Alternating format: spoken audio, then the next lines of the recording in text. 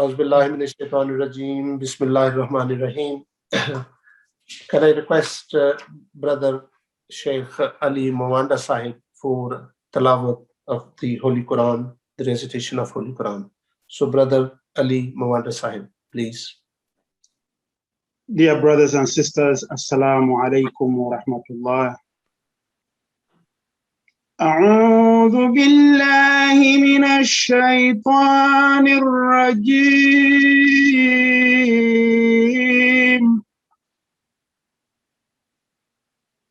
بسم الله الرحمن الرحيم.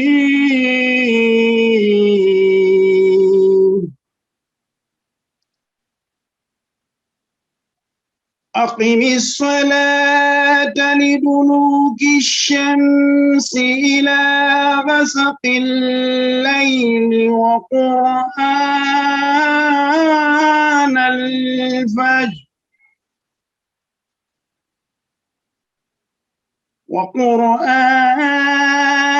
الفجر إن قرآن الفجر كان مشهودا.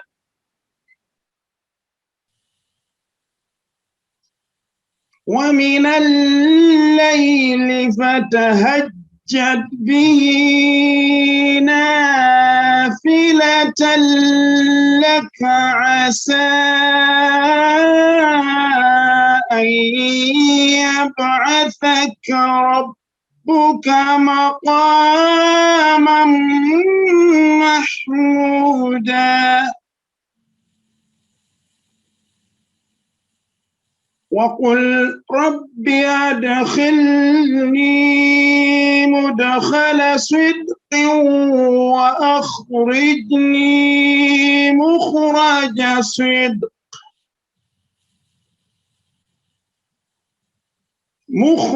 صدق واجعل لي من لدنك سلطانا نصيرا.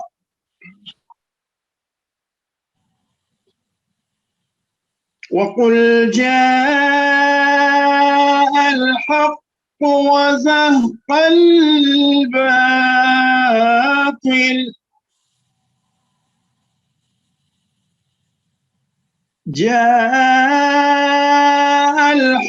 وزهق الباطل إن الباطل كان زهوقا.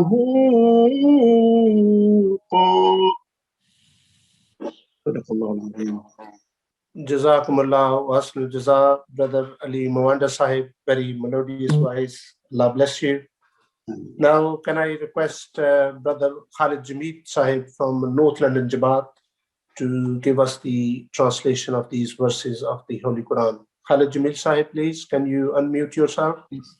Assalamu alaikum. The English translation of the verses just recited are as follows. I seek refuge with Allah from Satan the accursed. In the name of Allah, the gracious, the merciful. Observe prayer at the declining and paling of the sun onto the darkness of the night, and the recitation of the Quran in prayer at dawn. Verily, the recitation of the Quran at dawn especially has and wake up for it the Quran in the later part of the night as a supplicatory service for thee. It may be that thy Lord will raise thee to an exalted station and say, O my Lord, make my entry a good entry, and then make me come forth with a good forthcoming, and grant me from thyself a helping power, and say, truth has come and falsehood has vanished away. Falsehood does indeed vanish away fast. Jazakallah. Jazakumullah, Jaza, Brother Khalid Jamil Sahib. Now, can I request Faiq Ahmed Khan Sahib from Gillingham Jamaat, Faiq Ahmed Khan Sahib for Azam. Jazakallah. Wa rahmatullah. Faiq. Jamalo husne Qur'anu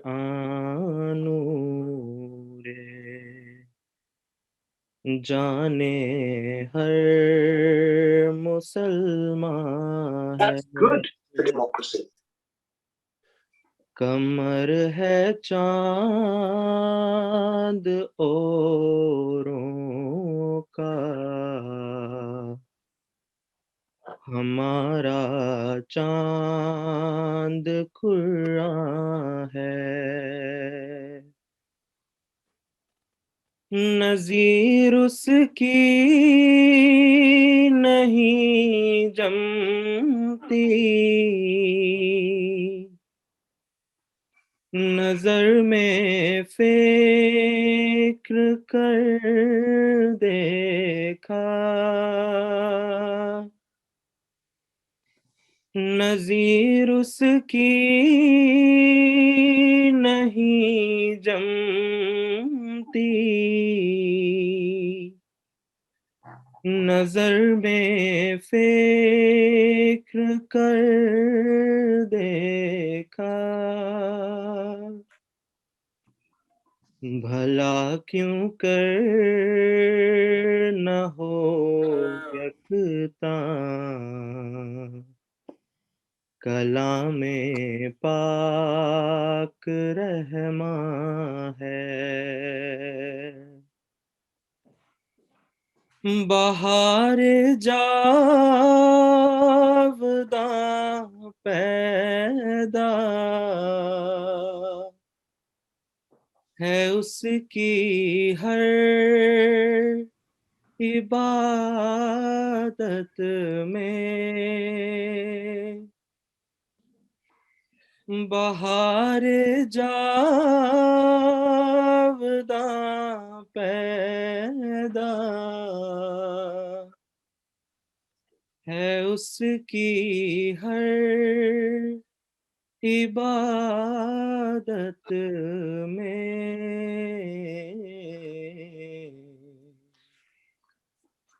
نہ وہ خوبی چمن میں ہے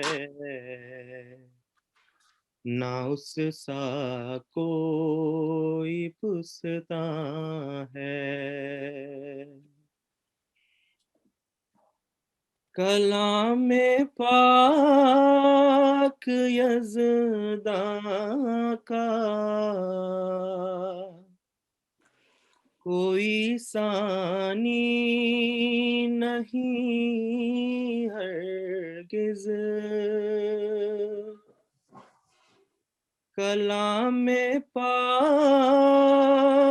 یزداں کا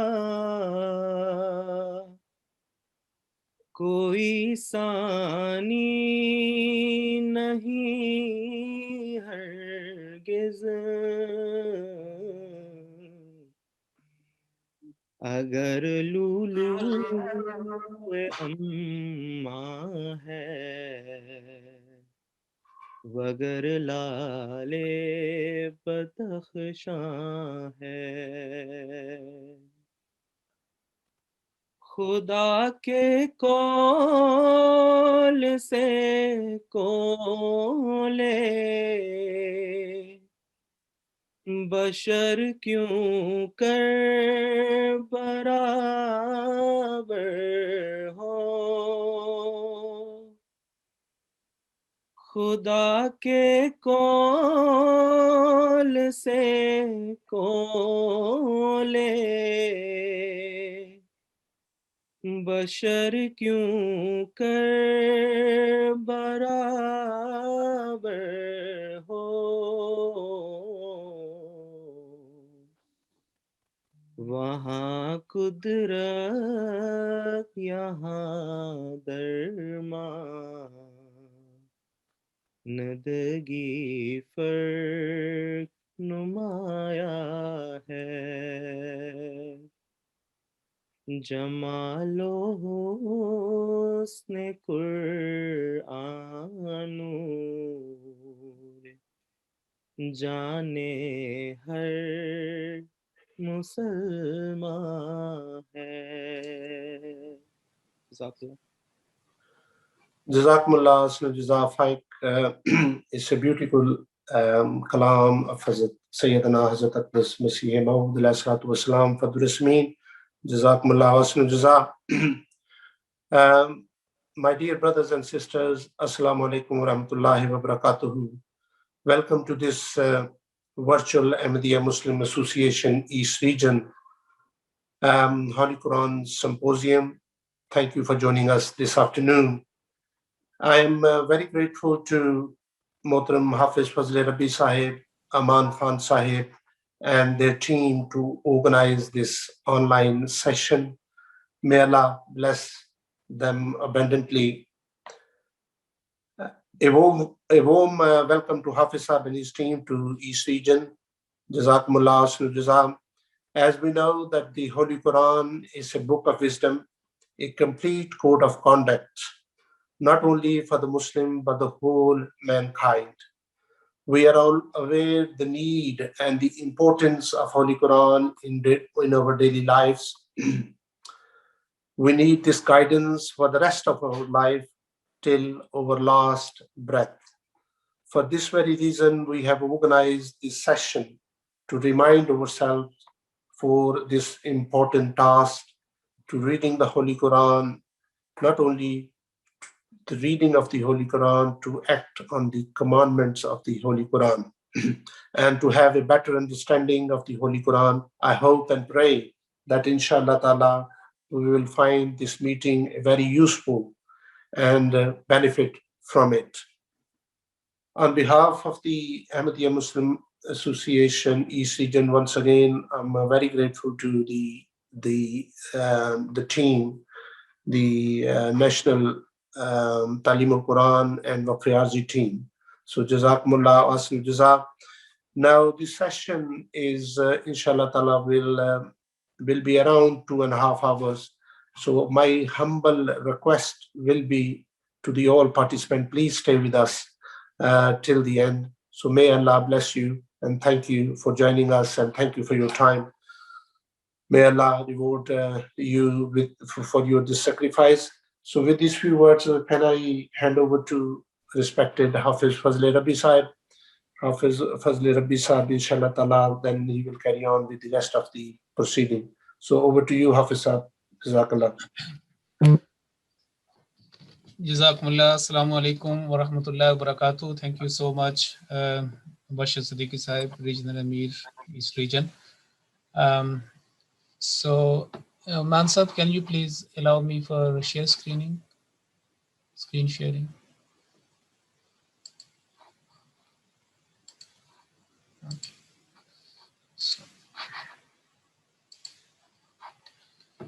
Usually in the program, the lecture 2, the presentation 2, which is done by Mueed Hamid Sahib and Rafi Shah Sahib, that comes first. But and my presentation is in sequence, in order, is most of the time is in second in order. But at 3 o'clock, I have to join another program for half an hour. So I will give my presentation first. Then I will take leave of you and then come back again before 3:45 around. So you can see here that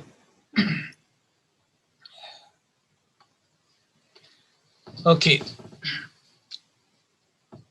The topic of my presentation is that the possible errors, unusual errors which are done unconsciously, and we start from this joining with nasal sound. So here you can see that this is a za, small za, which stands for al-waqful mujawwaz, meaning the proposed stop in between the text. So in between the text of the Holy Quran, Arabic text, you will find sometime one small letter, miniature letter, or a couple of letters, or maybe some 3 letters as well. So in this case, this is a za and it stands for Waqf Mujawwaz in Urdu or Al-Waqful Mujawwaz in Arabic. And what we have to do, we have to understand that one so that we can recite the Holy Quran according to the rules of recitation. Now we find that this word is ghishawa, ghishawatun. When this tai marbuta or tai mudawra, on top of that there is a two dots. When we stop here, make a pause, it will be ghishawa. Two dots will be removed, and also the dhammatain, this identical dhamma, Urdu word is for pesh, that will be removed, and a sukoon will come in pronunciation, in talaffuz. So that will be gishawah. And if we join together, because this is not a compulsory stop and this is not a waqf lazim or very essential stop, so because this is a proposed stop, in other words, it is an optional stop, so we are allowed to continue with the next word. So in this case, gishawatun, and next word is walahum. Now, but another point of our consideration and point of rules of recitation is that when there is a noon sakin or tanween on any word ending with noon sakin or tanween, and the next word is waw or ya especially, then we have to make a assimilation with nasal sound. So in this case, it will be gishavatun walahum. Even on waw, there is a not tashdid, no shadda sign, but we will pronounce as it is there, waw with shadda, gishavatun walahum. Okay, so this is the rule. We can't say gishavatun walahum because this tanween at the end, that demands an assimilation with nasal sound. For 2 seconds we have to make that idgham or joining with nasal sound. So it will be ghishavatun walahum. If we make a stop here like absarihim ghishawa and we start again walahum adabun azim, that is perfectly fine. But as soon as we take the option to join together, to combine these two words, so this waw in pronunciation, in phonetics, it will take a tashdid and it will be ghishavatun walahum. And the same rule will be applied in other places or examples which we can find in the text of the Holy Quran. So this is Surah Al-Baqarah, chapter 2, verse number 8. The first example, you can understand this one, and we can now practice another one. So this is same chapter, Surah Al-Baqarah, verse number 42, chapter 2, verse number 42. Again, we find that optional stop, za. So here, thamanan khalila, if we like to stop here, but if we take this at an option to continue because we have a longer breath and we want to complete the whole verse together in one go. So in this case, this waw will be joined with the previous qalilan, but with the nasal sound. The same shadda will be applied here. Regardless it is written there or not, it will be qalilan wa iyaya, qalilan wa. This assimilation and joining, combining with nasal sound, 2 seconds, holding nasal sound for 2 seconds, that is according to the rules of recitation. Thamanan qalilan wa. But I think that in some copies of the Holy Quran you can find a tashdid as well. This is a most common Yassarna al-Quran style of the text of the Holy Quran. But just for coincidence, this Tafsir-e-Saghir is open, is just open PDF available to me now. So let's see that what was there in the text. So let's see, this is Surah Al-Fatiha, and here we come to the second. Now here you can find very here the rishavatun, okay, za, and then after waw there is a tashdid there. So this is one example of the text of the Holy Quran. Sometime it is written, though remember this dots, fatha kasra dhamma, or dots, 1 dot, 2 dot, or 3 dots, or punctuation, they were introduced later on That was not in the earliest copies, earliest scriptures of the Holy Quran. They were introduced or inserted for non-Arabic people to make them understand what is this is a ba, and this is with the two dots is a ta, and the three dots is tha.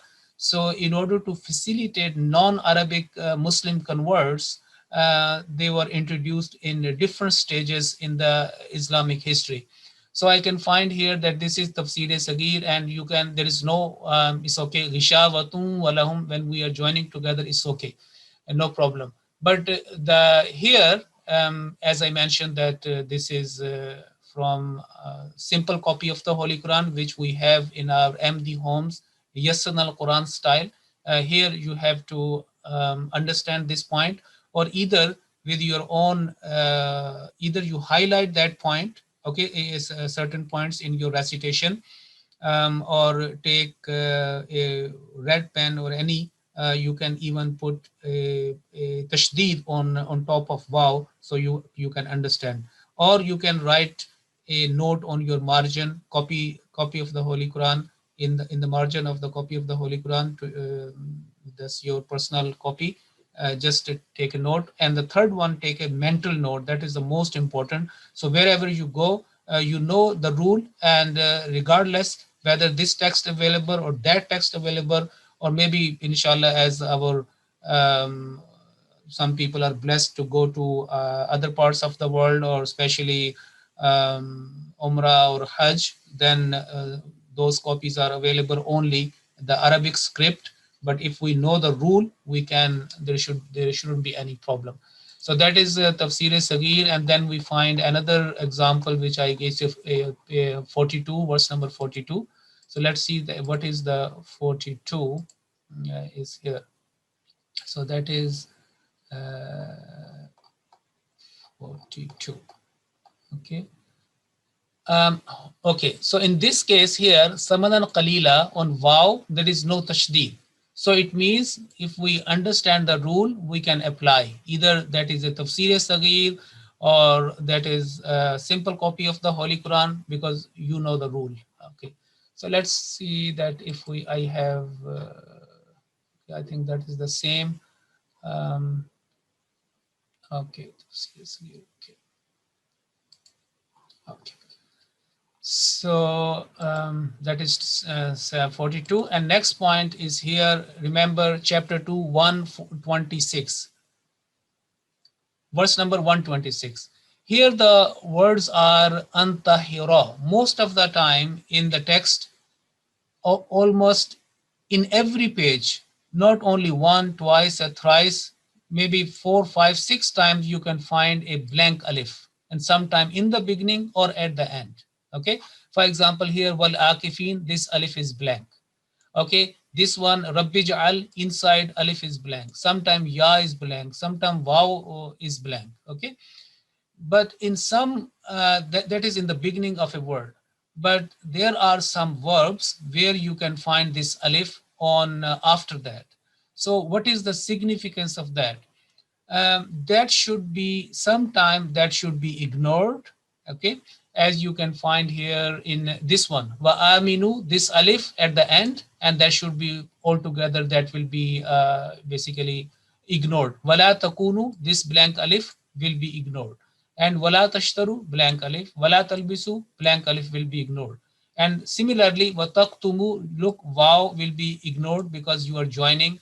Alif is ignored, alif, second alif. So one wow, two alif will be ignored, and we join meme straightway to lam sakin, and that will be taqtumul haqqa. Okay, so every page contains some these examples.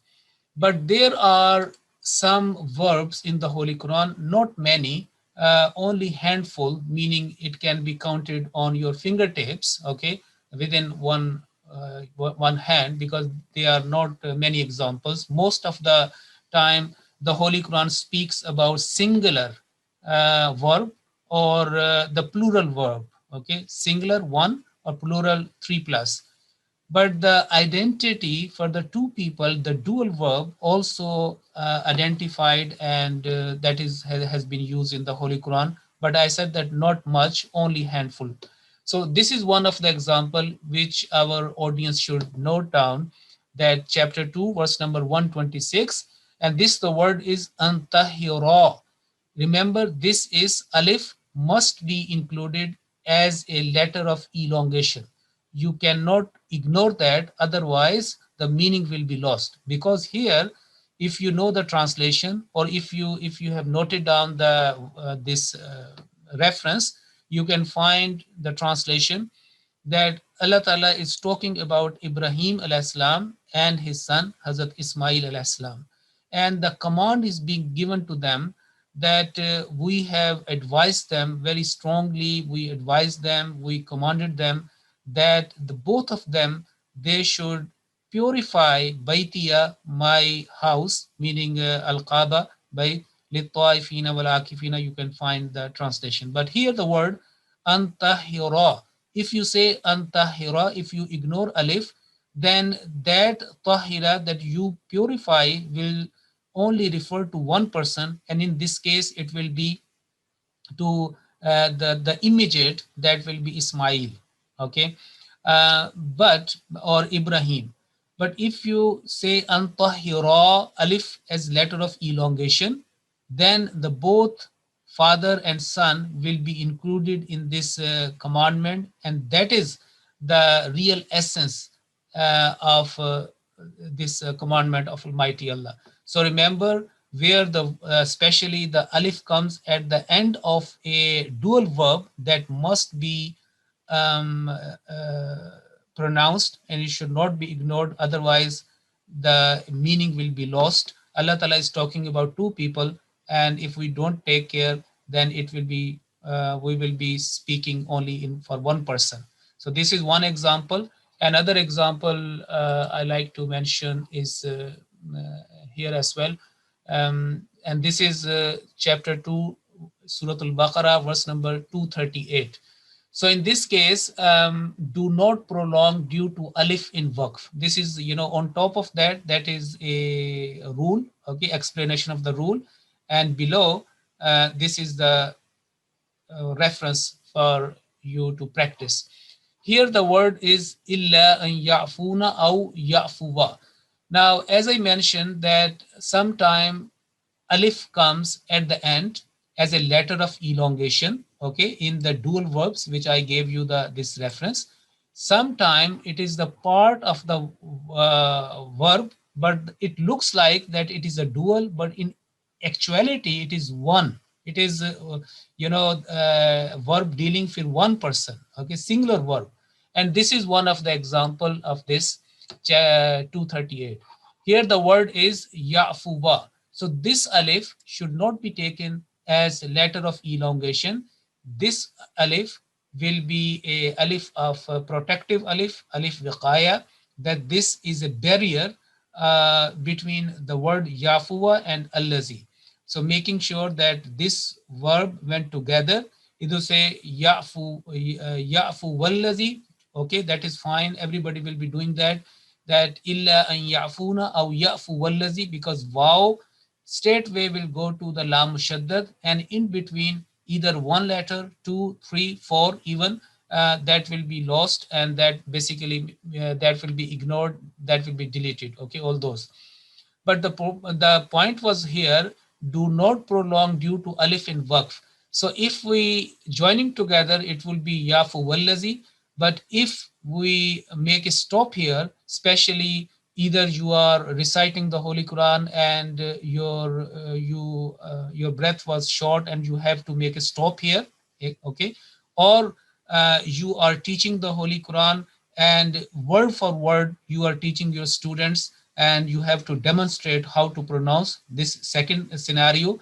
And the third, when if you are teaching the translation of the Holy Quran, split word translation, and how would you do that? And especially in this case, you will be reading each word in a running mode. For example, you would say uqdatu or biyadihi or alladhi, like that, in a running mode, okay? So in this case, it will be ya'fu. Either you are reciting or you are teaching translation, it should be ya'fu, because waw will take a sukoon a jazm and it will be ya'fu. But as soon as you join to the next one with a sakin letter or mushaddad letter, in this case la mushaddad, then this waw, the fatha will remain and it will be yafu wallazi. But if you stop here, it will be yafu, not yafuwa. If you say illa an yafuna or yafuwa, according to the rules, it will be wrong, because here this alif is not letter of prolongation, is not alif maddiya, but it is alif wiqaya, protective alif, to make sure that this verb is separate. So this is one of the example.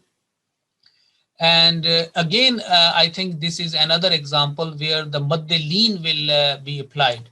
So in this case, wala tan, or together wala tan sabul fadla, because waw dhamma, it will straight away change to next one. Okay, but here when you join, basically stopping here, it will be wala tan saw, not tan sav, ya tan savu, or long, or tan suwa. It will be tan saw. Wow will take a schoon and it will be tan saw. Or joining together, wala tan sabul fadla, and this is the yafu I already told you. Next is this case. This is chapter 27, verse number 93. And here again, the dual verb, it looks like that this is a dual verb, but it is not. Okay, this is the part of the verb construction. And the rule is that do not prolong due to alif in waqf. Remember this waw and followed by alif, it looks like that this is a dual verb, as you can find here in this example, tahira. Okay, but in actuality, this is a singular verb, and this is a commandment to the Holy Prophet sallallahu alaihi wasallam, that wa an atlu al Quran wa umirtu an akuna min al muslimin. I have been commanded. If you read the translation, you will find out that Huzur says in the Allah Ta'ala records, that you should pronounce, or you should announce these words, that wa umirtu, I have been commanded, I have been ordered, advised, instructed, an akuna min al muslimin, that I should be from the submissive people, from the very obedient to the will of Almighty Allah, wa an atlu al Quran, and the second part of that command, that I should recite the Holy Quran. Wa an atlu al Quran, I should recite the Holy Quran. So this atluwa is a singular, is not a dual.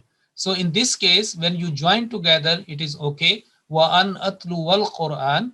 But as soon as either you are just for teaching purpose, recitation or translation, it will be wa an atlu, not an atluwa. Okay, this wow will take a schoon, it will be atlu. Here alif is not alif of elongation, but alif of wiqaya, protective alif.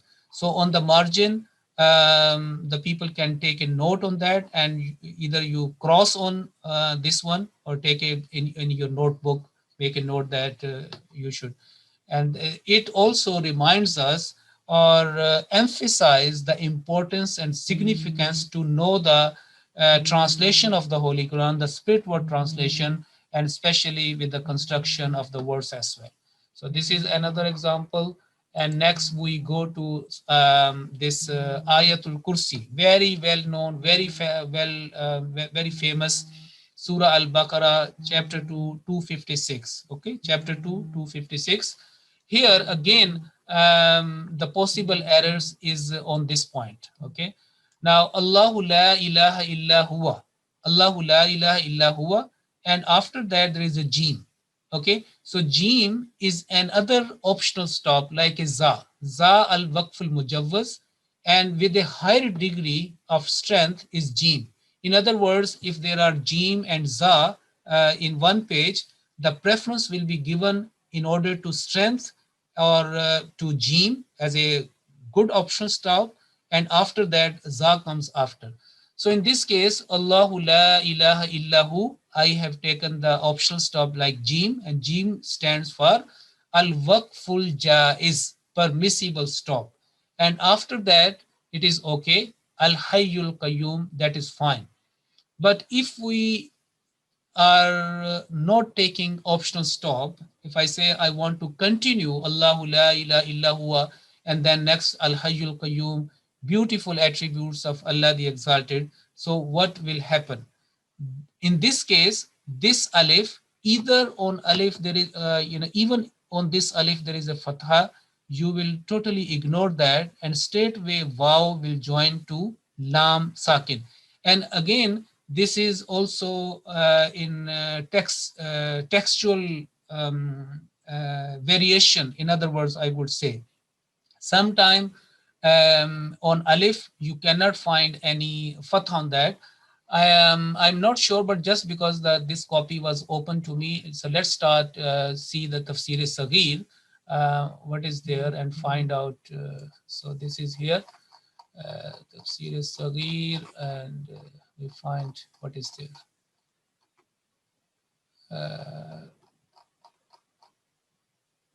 Okay, so in this case, Allahu la ilaha illa huwa al hayyul qayyum. Okay, so there is no change, but in some copies of the Holy Quran, there is no fatha on that. And both variations are okay, it's no problem. But I would prefer it should be not without fatha. Why? Because on alif lam, in the rules of recitation, there are hundreds places, but 1,000 places where the words have been used with alif lam, and according to the rules, that blank alif will take fatha, and people should know about that one, and they should follow that recitation. But here it is making a confusion to the common people, because they would be reciting in this way, Allahu la ilaha illa huwa al hayyul qayyum. That is totally wrong according to the rules of recitation. It will be Allahu la ilaha illa huwa al hayyul qayyum. As I said, that the good will be that as in the Arabic Musahif, it is without a fatha, because they know it will be joined together, huwa al hayyul qayyum. And even if they stop here on Allahu la ilaha illahu, they know how to deal with the alif lam in the beginning of a word. As I mentioned, that this is not only one place, 1,000 places in the Holy Quran, especially let's see within the Ayat al-Kursi. This is good example. Here the word, the same construction, wahuwa, okay, here huwa in the first line, Ayat al-Kursi, the last line, huwa. Al-Aliyul Azim, Al Hayyul Qayyum. The same, we have to deal. If we just making a recitation word for word or teaching translation, we say wa, okay, huwa, who, and Al Aliyu, Al Azim. Together, wa huwa Al Aliyul Azim. Here again, Allahu la ilaha illa huwa Al Hayyul Qayyum. But it will be incorrect if you follow that one. Oh, alif on alif, there is a fatha on that, I have to pronounce with that. That will be wrong. Allahu la ilaha illa huwa al hayyul qayyum, or Allahu la ilaha illa hu al hayyul qayyum. And these examples you can find in many places of the Holy Quran, especially where the attributes of Almighty Allah have been mentioned. Remember, Al-Malikul Quddus Salamul Mu'minul, where every attribute start with Al-Maliku, Al-Quddusu, Al-Mu'minu, Al-Muhaiminu, like that. So that will be the same. And the next point I like to mention, and this is also important, that this is a curvy sign, this is a madda sign, extra elongation. We know that one is, alif, like for example, here alif, or vertical fatha, fasawwa, okay, or inverse dhamma, faja'alahu, or like ya maddiya, walladhi, so 2 seconds. And on top of 2 seconds, sometime we have to make extra elongation, 1 second or 2 seconds or 3 seconds extra, okay, according to the mode of recitation in which we are doing. So this is one of the example. This is very famous. You know that Suratul Ala, in every Friday, this is recited in the first rakat unit of the prayer. So here the Sanuqriyuka falatan sa. No, Fala tansa, on top of that, this is a madda. This is a small madda, madde sagir, small madda. So if you are stopping here, because the verse is ending here, so in this case, it will be fala tansa. This madda will not be applied, because this madda is only applied when you are joining together with the next word, because this madda is the product of the next word, which is starting with alif, okay, alif mutaharrik. So if you are joining together, it will be فَلَا تَنْسَى إِلَّا مَا شَاءَ اللَّهِ. But if you are stopping here, because this is the end of a verse, and you have the full power to stop here, either you are reciting the Holy Quran verse for verse by verse, or sometimes you are allowed to combine together two verses, three verses, according to your stamina, your length of your breath, okay. But for early for the children especially, it is good for them to recite verse by verse, so that their breath is not lost during the recitation, and they start from the beginning and to the end very comfortably. They complete that. That is why most of the time, after Yassarna al-Quran, the last part is recited amma yatasaalun, or small verses like Qul a'udhu bi rabbin nas or malikin nas, small verses. But anyway, sanuqri'uka fala tansa illa ma sha Allah, when you joining together. If you are not joining together to the verse number 8, then it is only 2 counts, not more than that. Another example is here in Surah Ash-Shams, Wash-Shamsi wa duhaha, chapter 91, verse number 12. In this case, you will find every verse ending on 2-second elongation. Taqwaha, 2 seconds. Zakkaha, 2 seconds. Dassaha, 2 seconds. And Ashqaha, 2 seconds. Here in verse number 12, you find bitaqwaha, alif maddiya. On top of that, this is madda. So in this case, it doesn't mean that you are starting, you are reciting verse number 1, 2, 3, 4, 5, and every verse is ending with 2-second elongation. And here you will apply the 4-second or 3-second or extra. No. If you are not joining, it will be dealt with the same amount of elongation. كَذَّبَتْ ثَمُودُ بِطَغْوَاهَا, 2 seconds. As wa, 2 seconds, ha also 2 seconds. Like dasa, 2 seconds, ha 2 seconds. Not at the end that dasa and dasa ha, whatever you can elongate. No, it is not. 2 seconds plus 2 seconds, even to the end. Okay. And here, when you joining to the next, meaning you are combining verse number 12 and 13 together. So in this will be كذبت ثمود بطغواها إذ انبعث أشقاها, and then the 2 seconds. So this that should be noted, and wherever you can find, and there are 100 places in the Holy Quran where this rule will be applied. Do not prolong due to sign of madda in waqf, especially sign of madda where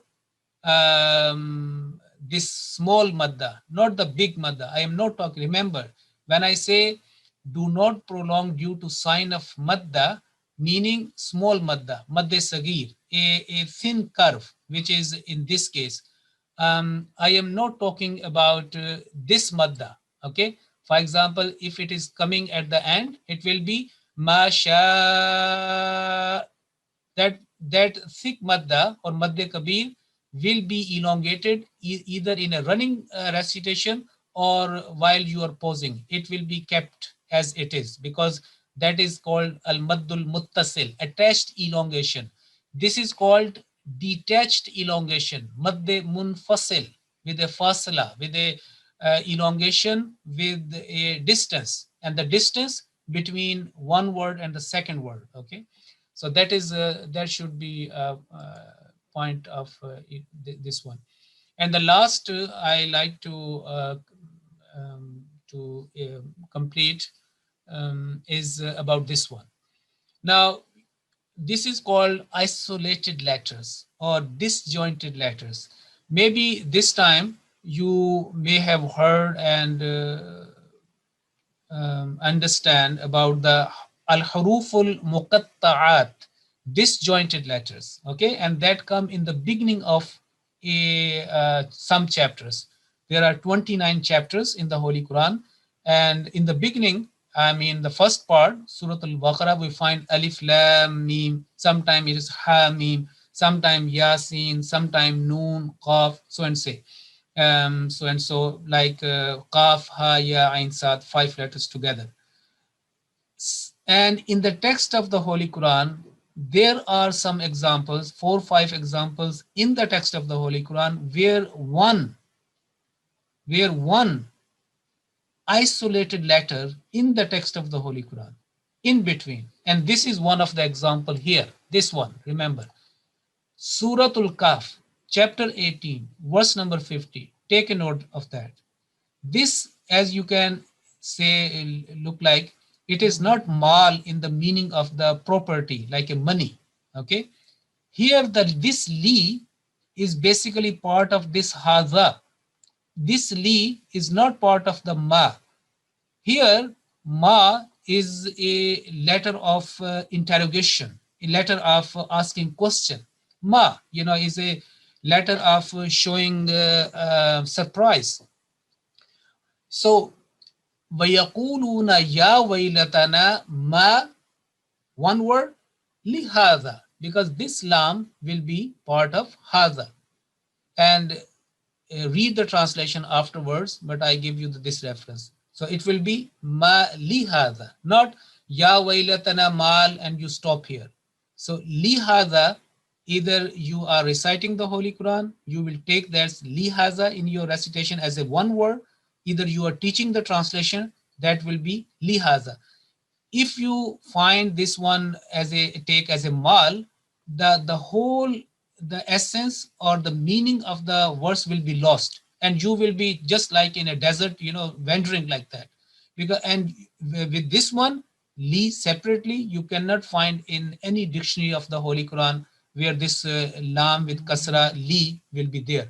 So it will be ya wailatana ma lihada. So this is one.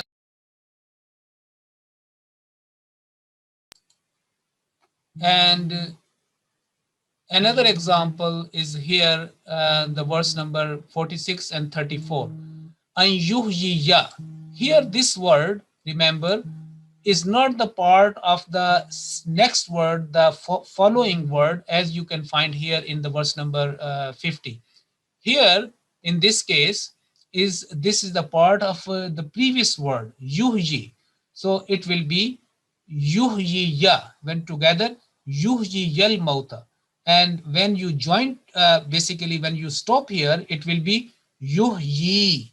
Yani together, ya and ya, this ya will be taking a spoon, and it will act as a letter of elongation. This ya will be ya maddiya, letter of ya of elongation. So it will be an yuhyi, an is one word, yuhyi in pause is one word, al mauta is the next word. Together, yuhyi al mauta.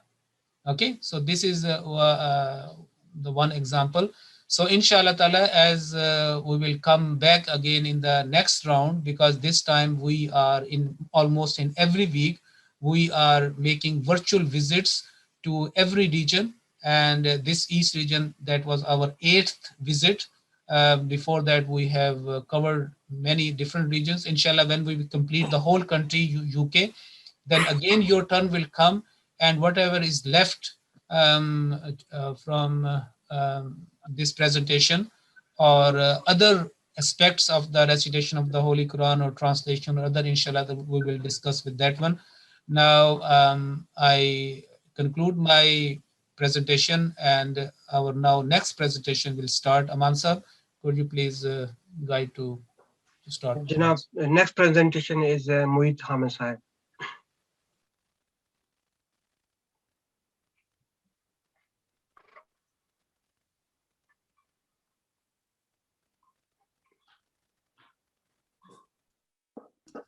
Assalamu alaikum wa rahmatullahi wa barakatuh. Wa alaikum assalam wa rahmatullah wa barakatuh. أعوذ بالله من الشيطان الرجيم بسم الله الرحمن الرحيم Jazakallah Hafiz Sahab, Jazakallah East Region for inviting us and allowing us to present this presentation, which I'm going to present. First, a few words about the topic of the presentation, paths to success and prosperity. In Adhan, before every namaz, and in Takbir, before every namaz, we hear the verse, Hayya ala falah and Hayya ala al-falah.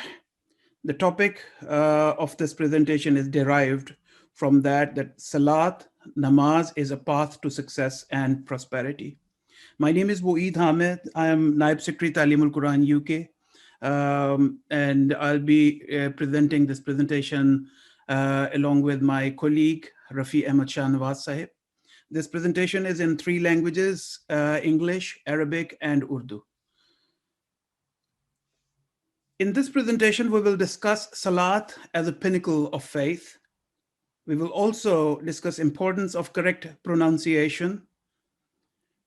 And then we will also take some of the examples of mispronounced words in Salat, and we will learn that how to pronounce them correctly. As we all know that Salat is among the 5 pillars of Islam: kalima, prayer, fasting, zakat, and hajj. In the Holy Quran, chapter 29, verse 46, Allah Ta'ala says, Bismillahir Rahmanir Rahim, wa aqimith salah, and observe prayer. Inna as-salata tanha 'anil fahsha'i wal munkar. Surely prayer restrains one from indecency and manifest evil. وَلَذِكْرُ akbar, and remembrance of Allah indeed is the greatest virtue. In 5 daily prayers, we recite Arabic words of Salat, and we also recite few portions from the Holy Quran. Our today's presentation is covering how to pronounce Arabic words of Salat and the portions from the Holy Quran correctly, and why. And why it is so important to pronounce them correctly, and what impact it will have if we fail to do so. What impact it will have if we don't pronounce those words correctly. While reciting Holy Quran or Arabic words, there are 2 types of most common mistakes, broader categories of common mistakes that we make. In one type of mistakes, if we pronounce that word incorrectly, it will change the entire meaning of the word. And sometimes that change in the meaning of the word will change the meaning of the entire verse. And sometimes it makes it a kalama kufr. And we will take a few examples how it is so. And the other broader category of errors that we make is where we don't pronounce the word correctly and it will change the sound effect of the word. Although it will not change the meaning, but the sound effect will be changed and it will give the impression to our listeners that we don't know our recitation correctly. While learning how to pronounce correctly, there are 3 basic rules of correct recitation. First, giving each letter its due right. Second, prolonging or shortening each letter according to the strokes and signs. And number 3, pronouncing each letter according to their attributes. When we say giving each letter its due right, one example is changing one letter from another. For example, in ta'awwudh, we say, A'udhu billahi minash shaytanir rajim.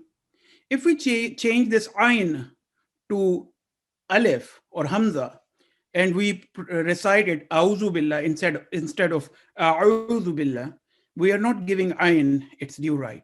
Although the meaning may not change, but the sound effect is entirely changed. A'udhu billahi minash shaytanir rajim. Correct pronunciation would be A'udhu billah. Similarly, there are in number of places in Surah Al-Fatiha, ayn comes. For example, an'amta alayhim. If we say an'amta alayhim, we are not giving ayn its due right. And same goes with all the other words. So we have to be careful in pronouncing each and every word correctly. Similarly, when we say giving each letter its due right, sometimes we change signs of a letter with another letter. We took one example of an'amta. The same example can be quoted here as well. In Surah Al-Fatiha, we say, Sirat al-lazina an'amta alayhim. An'amta means you blessed. And in return, the whole verse means the path of those on whom thou hast blessed thy blessings. But if we say an'amtu incorrectly, an'amtu means I blessed. So you can well imagine if we place, instead of thou hast blessed, bestowed, I blessed, it will make it a kalma kufr. Similarly, prolonging or shortening each letter according to signs and strokes. Now, in Arabic, fatha, kasra, and dhamma. In Urdu, we call them zair, zabar, and pesh. These are the strokes. These are the vowels which allow us to recite the word correctly. So there are vertical strokes and there are strokes and there are vertical strokes. Like fatha is fatha ishbaiya if it is vertical. Kasra is kasra ishbaiya if it is vertical. And dhamma is, or inverse dhamma is dhamma ishbaiya. So the rules will change. For example, in the verse ذَلِكَ الْكِتَابُ لَا رَيْبَ فِيهِ, if we say la rayba instead of la rayba, alif over here is alif of elongation, as Hafiz Sahib was just mentioning that in some places in the Holy Quran, in most of the places, when there is a silent alif without a harakat, it is an alif of elongation. Over here, this alif is alif of elongation. So, ذَلِكَ الْكِتَابُ لَا رَيْبَ فِيهِ. If we say la rayba, it will entirely change the meaning of the word. La rayba means there is no doubt. So the entire verse is, ye wo kitab hai, isme koi shak nahi. This is a perfect book. There is no doubt in it. So if we say la rayba, it will make it that there is surely a doubt in this book. Na'uzu billah. So you can well imagine that even a small mistake like not prolonging according to the sign or stroke will make a difference in the entire word. Pronouncing each letter according to their attributes. For example, taking care of thick, heavy letters and thin, light letters. Kul, kaf, and qaf. There are two different sounding letters. Kaf is thin letter and qaf is thick letter. So kaf in kul, qaf in kul means say, and kaf in kul means eat. So just imagine saying Qul huwallahu ahad, which means say Allah is, He is Allah, the one. Qul huwallahu ahad. It will entirely change the meaning. So that is why it is very important to learn these things. So just taking you through a summary of some of the rules of tajweed. As I've mentioned that there are thick letters and there are thin letters. In total, there are 29 Arabic letters, Arabic alphabets. 7 of these are heavy letters, which are always sounding heavy. 19 letters are always light sounding letters. And there are 3 letters which are conditionally heavy sounding letters. The thick letters are kha, thad, dad, ta, dha, ghain, and qaf. And 3 letters which are conditionally pronounced thick are alif, lam, and ra, and there are rules related to when they are pronounced thick. Remember that lamul jalala in Allah, letter lam is divine word of Allah, is always pronounced with thick or heavy sound if preceded with a letter carrying fatha or dhamma. And it is pronounced with light, thin sound if preceded with a letter kasra on it. For example, in Bismillahir Rahmanir Rahim, it is preceded with kasra. And in Allahu Akbar, it is preceded with madda or fatha. So that is basically the difference that we should always remember. Now, as I was mentioning that fatha, kasra, and dhamma, zabar, zir, and pesh are vowels. If they are as such, they are short vowels. So they will, any letter carrying fatha, kasra, or dhamma are pronounced for 1 second only. For example, b, b, boo. So it is 1 second rule. Now, if there is a vertical fatha, this rule will change to 2 second prolongation. For example, ba would be ba, b would be b, and boo would be boo.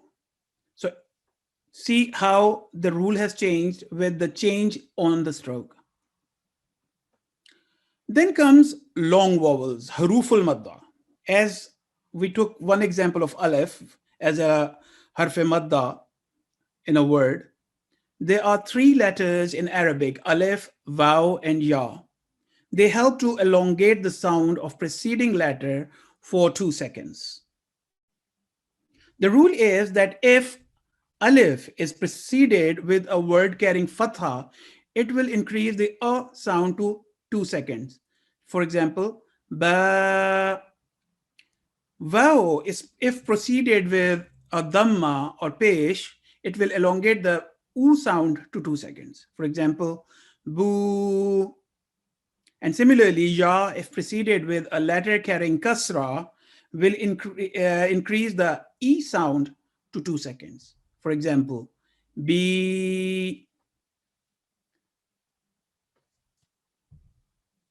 Now, let's take one more example of haruful leen. Leen means to ease or to soften.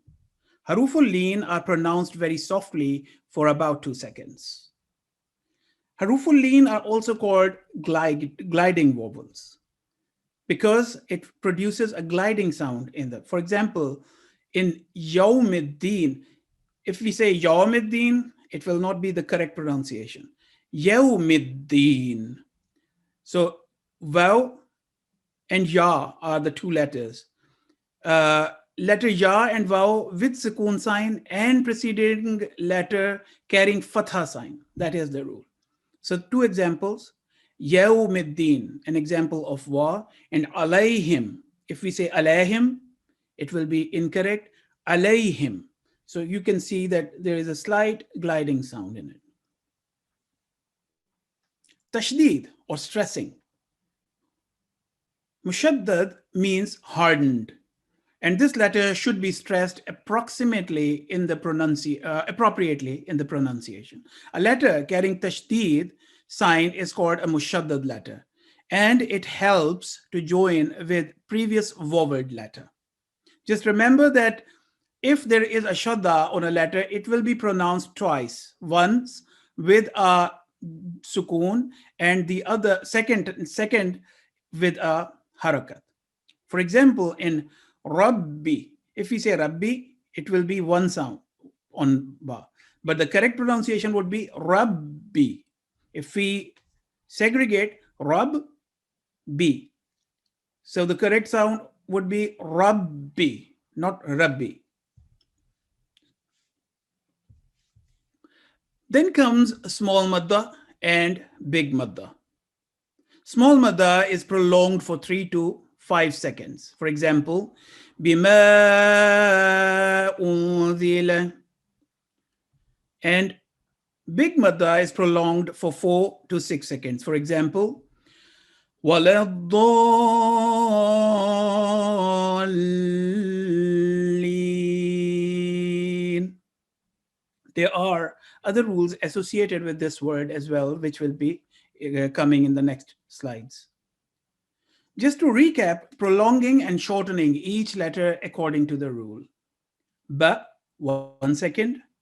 Ba, 2 seconds. Ba, 3 to 5 seconds. Ba, 4 to 6 seconds. Some letters are recited for only 1 second, some are for 2 seconds long, some for 3 to 5 seconds, whereas some letters are recited for 4 to 6 seconds long. Now, let us take these rules that we have just learned in mind and practice these rules in the huruf or in Arabic text and the verses of the Holy Quran, which we recite in Salat. This part of the presentation will be done by my colleague Rafi Ahmed Shah Nawaz Sahab, and this part would be Arabic and Urdu. So I'll hand over the mic to my colleague.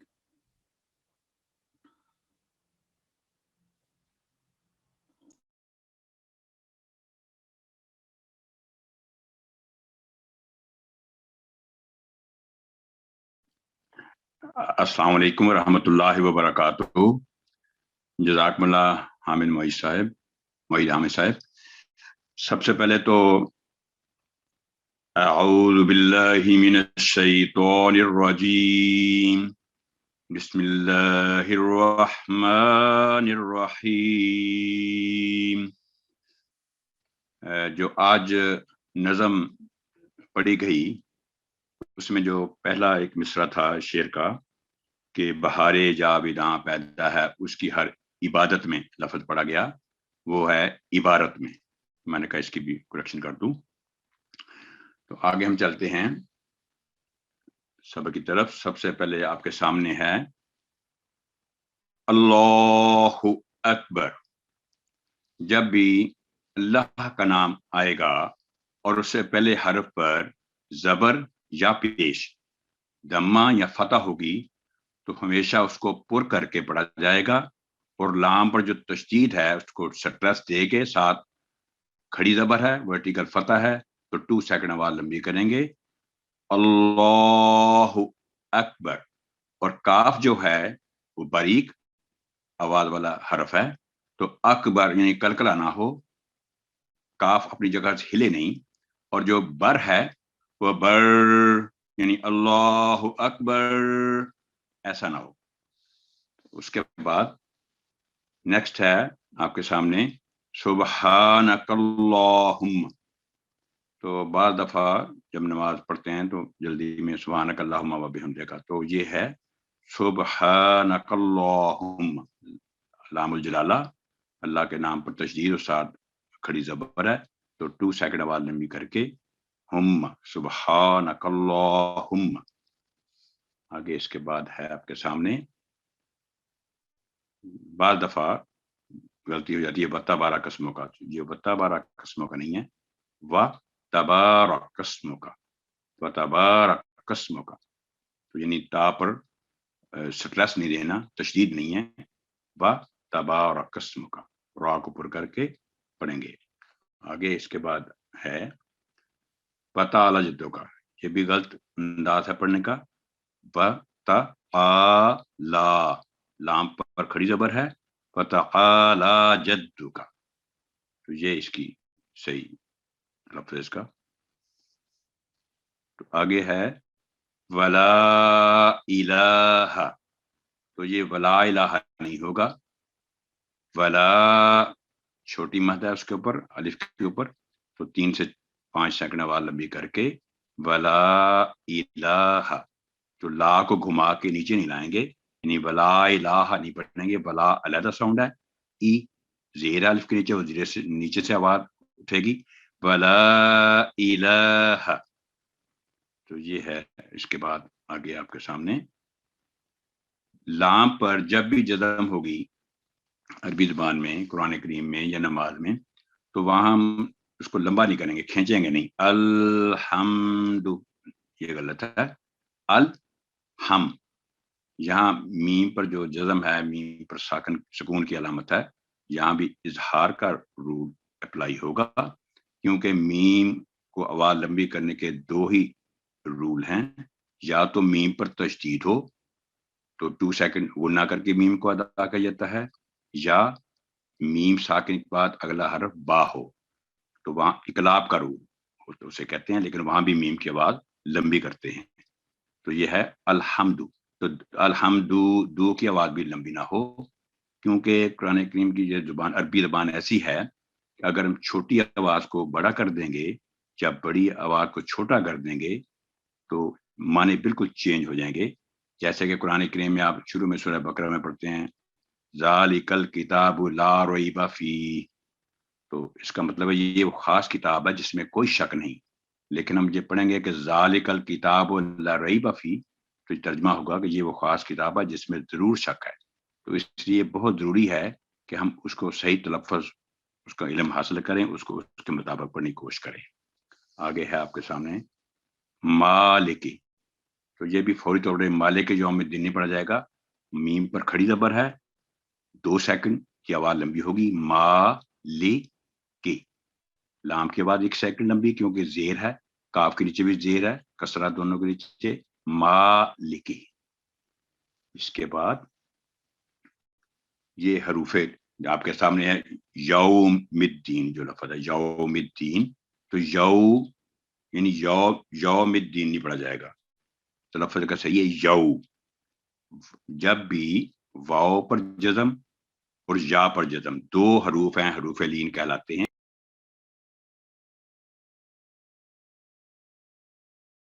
اور ان سے پہلے حرف پر زبر ہو تو یہ ہوگا یوم الدین. تو یہ اس کا ہے تلفظ. آگے اس کے بعد تو یہ ہے یا کا نہیں ہے، یہ اس کا صحیح تلفظ ہوگا ایاکا. جب بھی تشدید کسی بھی حرف پر ہو تو وہ 2 گنا ٹائم اس پہ ہوتا ہے. سٹریس پہلے ہوگا الف کے ساتھ، پھر اس کا جو اس پر علامت ہے، پھر ساتھ الف ہے. ایاکا، تو ایاکا بھی نہ ہو، کا کی آواز شارٹ ہوگی 1 سیکنڈ. ایاکا. اگلا حرف آپ کے سامنے آتا ہے تو یہ ہے نا. آئین پر سکون کی علامت ہے، تو نعبدو، نعبدو. اگر ہم پڑھیں گے نعبدو تو وہ بھی غلط ہوگا، آئین مس ہو گیا. اگر ہم پڑھیں گے نعبدو تو یہ بھی غلط ہے، یا نعبدو تو یہ بھی غلط ہے. یعنی حمزہ کی آواز نہ نکالی جائے بلکہ آئین کی آواز گلے میں سے کوشش کر کے نعبدو پریکٹس کریں گے تو انشاءاللہ یہ ہو جائے گا. آگے ہے یہ دیکھیں ہا پر سکون کی علامت ہے، یہ جزم.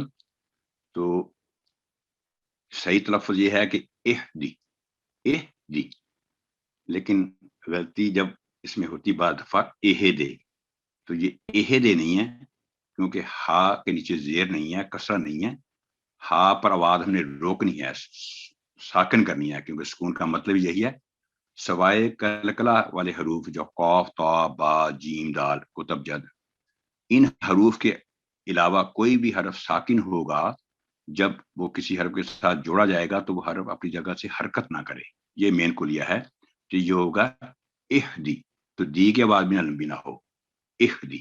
اس کے بعد انعمتا، تو یہاں بھی انعمتا یعنی نون ساکن کی آواز لمبی کرنے کا جو رول ہے اخفاء کا اور اظہار کا. یہاں پر کیونکہ نون ساکن کے بعد آئین ہے تو جو کہ حروف حلقیہ میں سے ہے، الف، حمزہ، ہا، خا، آئین، غین، یہ 6 حروف ہیں. یہ اگر ہم یاد کر لیں تو بڑے اچھے طریقے سے یہ تلفظ صحیح ہو سکتا ہے. نون ساکن یا تنوین، 2 زبر، 2 زیر، 2 پیش کے بعد اگر حروف حلقیہ میں سے کوئی بھی اگلا حرف ہو تو آواز شارٹ ہوگی. جیسے یہاں ان، بس کلیئر اور شارٹ آواز ان امتا. اور آئین کو ادا کیا جائے، ان امتا نہ پڑھا جائے کیونکہ پھر وہی بات ہے کہ معنی چینج ہو جائیں گے. اس لیے ان امتا، اور میم جہاں بھی آواز لمبی نہیں ہوگی. آگے چلتے ہیں.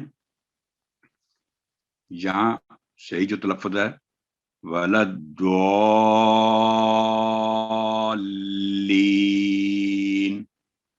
تو یہ غلطی کا جو امکان ہو سکتا ہے وہ یہ ہے کہ وَلَدَّالِّينَ یعنی ولد کو سیپریٹ کر دیا جاتا ہے اور لین کو سیپریٹ پڑھا جاتا ہے. جبکہ آپ دیکھ سکتے ہیں کہ ضاد پہ تشدید ہے اور اوپر بڑی مت ہے جو کہ 4 سے 6 سیکنڈ آواز لمبی کر کے آپ یہ سمجھیں اس کو سیکھنے کے لیے کہ لام تک آپ نے پہلے پڑھنا ہے. جیسے ولد جب لام منہ میں آ گئی تو پھر آواز بریک نہیں کرنی، لام پر سٹریس دے کے تو آگے لین کی آواز لمبی کرتے ہیں، جیسے وَلَدَّالِّينَ.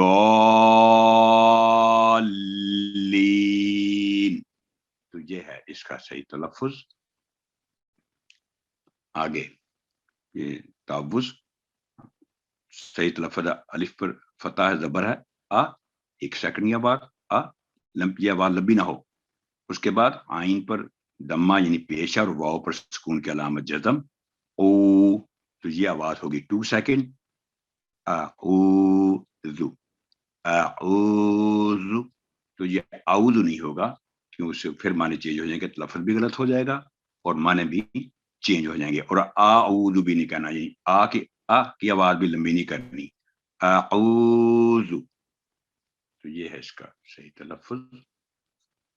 تو یہاں پر جب مجھے توبت پڑھتے ہیں یہاں پھر وہ لفظ درمیان میں آگے اعوذ باللہ من الشیطان، یعنی تو یہ غنہ نہیں ہے، تو ہے، یہ تو پر جو کھڑی ہے تو 2 سیکنڈ آواز لمبی کر کے تو، اور من الشیطان، من الشی، یہ دیکھیں یا جو ہے اس وقت حروف لین کا کام دے رہا ہے کیونکہ شین پر زبر ہے اور یا پر جزم ہے.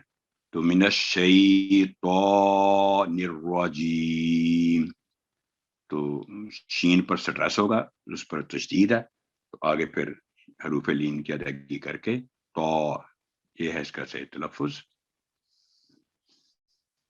آگے ہے جیسے ہم پڑھتے ہیں سبحان ربی العظیم، سبحان ربی العظیم، تو یہ اس میں کافی غلطیاں ہوتی ہیں. سبحان ربی، ربی با پر تشدید ہے، تو پہلے با پر سٹریس دے کر را کا، پھر اس کی زیر کی علامت ربی یل عظیم، سبحان اور ربی یل عظیم. ویسے بھی یہ حکم ہے کہ جب آپ نماز پڑھیں تو آپ کو یہ یقین ہو کہ آپ خدا کو دیکھ رہے ہیں، لیکن اگر یہ مقام حاصل نہیں تو کم از کم آپ کو یہ ضرور یقین ہونا چاہیے کہ خدا تعالیٰ آپ کو دیکھ رہا ہے. تو جب ہم یہ سوچ کے نماز کی ادائیگی کریں گے تو انشاءاللہ یہ ساری غلطیاں درست ہو جائیں گی. آگے چلتے ہیں. جیسے یہ ہے سمیع اللہ لمن حمدہ، تو یہ حمدہ نہیں ہوگا، سمیع اللہ لمن حمدہ، حمدہ. تو کیونکہ ہا پر گو کے الٹی پیش ہے، اور الٹی پیش کی جو لینگویشن ہے 2 سیکنڈ ہے، 2 سیکنڈ آواز لمبی کرتے ہیں، لیکن یہ وقف ہوگا تو یہ الٹی پیش کی بجائے یہاں پر جزم لگائیں گے تو حمیدہ، تو یہ ہوگا اس کا صحیح تلفظ. آگے یہ بھی سبحان ربی الاعلیٰ، سبحان ربی الاعلیٰ، تو ایسے نہیں بلکہ یہ صحیح تلفظ ہوگا سبحان ربی الاعلیٰ، سبحان ربی الاعلیٰ. آئین کی ادائیگی ہو، آئین پر جزم ہے، ربی یل پر بھی آواز لمبی نہ ہو، اور لام پر کھڑی زبر ہے، 2 سیکنڈ آواز لمبی کریں گے. اس کے بعد آپ کے سامنے ہے التحیات، تو یہ التحیات ہے، غلطی سے بات ہو سکتا ہے التحیات یا التحیات، تو سٹریس تا پر تشدید ہے، پھر ہا کے نیچے زیر ہے کسرہ، پھر جا پر تشدید ہے، التحیات، تو کی آواز 1 سیکنڈ کی آواز لمبی ہوگی. تو یہ ہے اس کا صحیح تلفظ. آگے ہے ایھا النبی، تو نون پر جب بھی تشدید، نون یا میم 2 حروف یاد رکھیں، ان پر جب بھی تشدید ہوگی تو 2 سیکنڈ گنا ہوگا ان پر. تو ایھا النبی، نہ تو ایھا النبی پڑھا جائے، اور یا ایھا النبی، اور نہ یو کو لمبا کیا جائے، اور یا نہ ایھا النبی. بی کی آواز تب لمبی ہوتی اگر یا پر جزم ہوتی، تو کیونکہ تشدید ہے تو فوری طور پر با سے اس کو سٹریس کریں گے ایھا النبی. آگے چلتے ہیں. یہ وبرکاتہ لفظ آپ کے سامنے لکھا ہوا ہے وبرکاتہ، لیکن یہ جب وہی یہاں بھی ہم جب اس کو وقف کریں گے تو جو الٹی پیش ہے وہ نہیں پڑی جائے گی، بلکہ جزم لگائیں گے ہا کو ساکن کرنے کے لیے. و با را का 2 सेकंड आवाज लंबी तुह व बरकातुह। तो ये है इसका सही मतलब। बाद दफा हम आपस में जब आपस में सलाम लेते हैं तो वो कहते हैं व बरकातुहू, तो सही तरफ से व बरकातुह। उसके बाद अस्सलामु अलैना, अस्सलामु अलैना, तो यहाँ अस्सलामु अलैना नहीं है, नून के साथ यहाँ जो गलती बार दफा होती है, नून पर फतह जबर है और आगे अलिफ है, तो 2 सेकंड आवाज लंबी होगी एंड पे, अस्सलामु अलैना, और आइन की अदायगी करके तो या हरूफ लीन है लैना, अस्सलामु अलैना। इसके बाद आपके सामने है सही लफ्ज़ अशहदु, अशहदु। अब नून पर जज़म है लेकिन क्योंकि आगे ला पर तशदीद आ गई तो नून साइलेंट हो जाएगा टोटली। अल्लाह, गुन्ना भी नहीं होगा और नून बोलेगा भी नहीं। अशहदु यानी अल्लाह इलाहा, तो अशहदु नहीं होगा, ये गलती जो होती है अशहदु, स्लिप नहीं करना, बल्कि अश अलहदा साउंड है, हा अलहदा है, दू अशहदु अल्लाह इलाहा, तो अल्लाह इलाहा ना हो तो ये है, और ना ही हा आखिर पे आवाज लंबी हो, 1 सेकंड की आवाज होगी अशहदु अल्लाह इलाहा, तो ये है। उसके बाद दुरूद शरीफ में जब हम पढ़ते हैं अल्लाहुम्मा सल्ली अला मुहम्मदिन व अला आलि मुहम्मदिन, तो जब हम वक्फ पढ़ते हैं तो कहते हैं मुहम्मदिन, तो जब वक्फ पढ़ेंगे तो ये होगा अल्लाहुम्मा सल्ली अला मुहम्मदिन व अला आलि मुहम्मद। एक तो ये वक्फ वाली बात हो गई। दूसरे नंबर पे वला आलि मुहम्मद नहीं होगा, बल्कि व अला, आइन पर जबर है आपके सामने और लाम पर खड़ी जबर है, व अला मुहम्मदिन व अला, मीम पर 2 सेकंड गुना होगा, मुहम्मदिन व अला, ये है इसका तलफ्फुज़। आगे है बा रक्ता, तो यहाँ भी काफ जो है बारीक हरफ है और उस पर जज़म है और अपनी जगह से हिले नहीं, रा को पुर करके बा रक्ता, ता की आवाज लंबी ना हो, 1 सेकंड की आवाज होगी सिर्फ। उसके बाद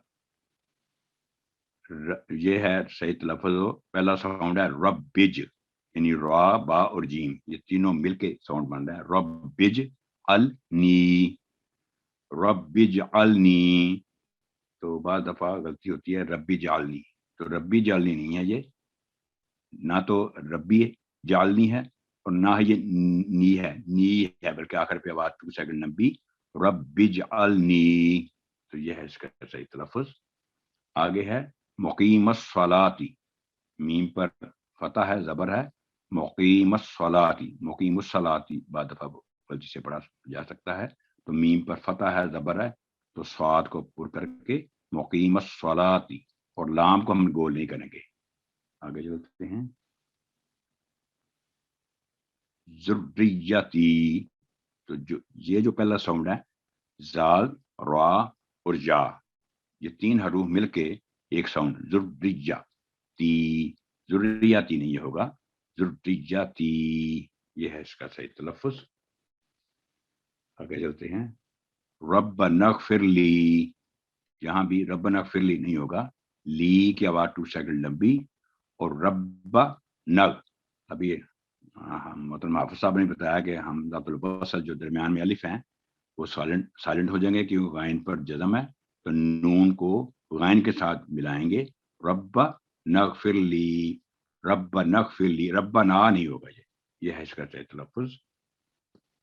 आगे है वाली दैया, तो वली वा जो की वार 2 सेकंड आवाज लंबी क्योंकि वाव पर जबर साथ अलिफ है, तो वाले दैया नहीं होगा, वली वाली दैया, तो ये है इसका सही तलफ्फुज़।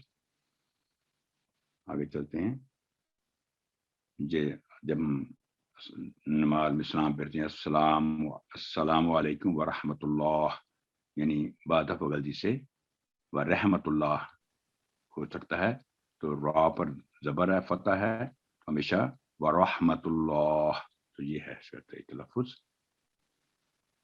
जज़ाकुमुल्लाह अज़ीज़ा, बहुत शुक्रिया।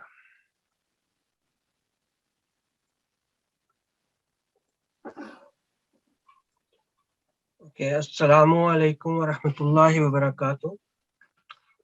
Thank you so much, Mohtaram Hafiz Fazl Rabbi Sahib, National Secretary Talimul-Quran, and Mueed Hamid Sahib and Rafi Ahmed Shanwaz Sahib for very enlightening presentations. And we have also listened in both presentations some rules of the recitation as well. Based on these rules, common rules, and some general questions, we have arranged a very small multiple choice quiz, Quran quiz as well. This is an anonymous quiz, and I would request all of you to take part in this one. I will read the question on the slides and then release a poll for you with the multiple choice answers for you to choose. And then you can click the right answer, whichever you think, 1, 2, 3, 4, which one is only one question answer is right. You will click on the right answer, and then I will share the result with you, what is the percentage of the correct answers. And then I will aggregate the total of these correct answers and then let you know the total percentage of correct answer from this region. So let's start the quiz now. The first question for you is, how many alphabets are conditionally pronounced with heavy sound, heavy or thick sound? Are there 10 letters, 7 letters, 3 letters, or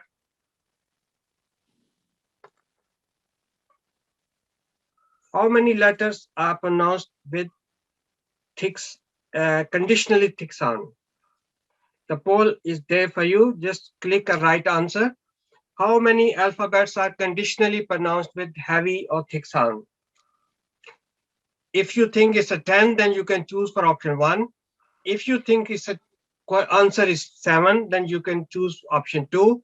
If you think option 3 is correct, then choose 3. If you think the letters are 2, then you can go for the option 4. So poll is there. About 40% people have already answered. I will request everybody to take part. It's a very easy one, and you have already listened this the answer in the presentation. I will wait only couple of more seconds, and then I will share the result with you. Okay, I'm going to end poll now and share the result with of first question. How many alphabets are conditionally pronounced with heavy or thick sound? So 6% thinks they are 10 letters, 63% is 7 letters, and 30% thinks they are 3 letters, and 0% they think those. So that's the 2 is wrong. So most popular answer is 63, 7 letters, but I'm afraid this is the wrong answer. The conditionally thick letters are only 3, which is Alif, Lam, and Ra. So 30% is the correct answer percentage for this region. Now I will move to the next question for you. Next question is again very easy question. As per rule of recitation, which letter is called a maftu letter? A letter with fatha sign on it, or a letter with tanween sign on it, or letter with sukoon sign on it, or option 4 is a letter with dhamma sign on it. Which letter is called a maftu letter? Another easy question. If you know the answer, the poll is there for you to answer. Go for option 1, 2, 3, 4, whichever you think is the right answer. So, well done. Quick answers. MashaAllah. So, question number 2 for you is, as per rules of recitation, which letter is called a maftu letter? तलावत की क़वायद की रूह से किस हरफ को हम मफ्तू हरफ कहते हैं? जिस पर फतह हो, जिस पर तनवीन हो, जिस पर सुकून हो, या जिस पर दम्मा साइन हो. So nearly 50% people have already answered. So I would request everybody to take part in it, because we don't know who is giving which answer. So don't worry about that. Just click which option you think is the right one. Now, I'm going to end polling now and share the result with you. Okay. That's as per rules of recitation, which letter is called a maftu letter? 57% thinks it's a letter with fatha sign, 14% a letter with tanween sign, 21% a letter with sukoon sign, and 8% thinks it's a letter with dhamma sign. But the correct, most popular answer is first one. The 57% thinks it's a fatha sign, and this time most popular answer is the right answer as well. So I will take 57% as your region's correct answers. And I will move to the next question. Question number 3 for you. How many letters are called haruful leen? Are there 3 letters, 2 letters, 4 letters, or 5 letters? How many letters are called haruful leen? Question number 3 for you, and you can answer it now. Another very easy one. It was repeated in twice. So how many letters are called haruful leen? 2, 3, 4, 5. Which option? You can go for option 1, option 2, option 3. And if you think there are 5 letters, you can choose for option 4. So 45% have already answered. So I will urge everybody to take part. Well done, more than 50%. I will just give a couple of more seconds and then end the polling. Okay, end polling now and share the result with you. Now, how many letters are called haruful leen? 53% have answered me. There are 2 letters are called haruful leen, and this is the right answer as well, and most popular answer in East region. So 53% give me the right answer. There are 2 letters, letter ya and wow are called haruful leen, and there are conditions. Vav and ya should be with sukoon sign, and the preceding letter should have a fatha on it. Then they are called haruful leen. So next question for you. How many prostrations of recitations, judu talawa, are there in the Holy Quran? You know, there are sometime when we recite the Holy Quran on the hashia, in the margin, it is written as the sajda. So how many places are there in the Holy Quran where we perform sajda tilawat? Are there 16 places, 15 places, 14 or 13? I'm going to give you option now to answer quickly. It's a very simple question as well. How many places of sajda tilawat are there in the Holy Quran? 16 places, 15, 14 or 13?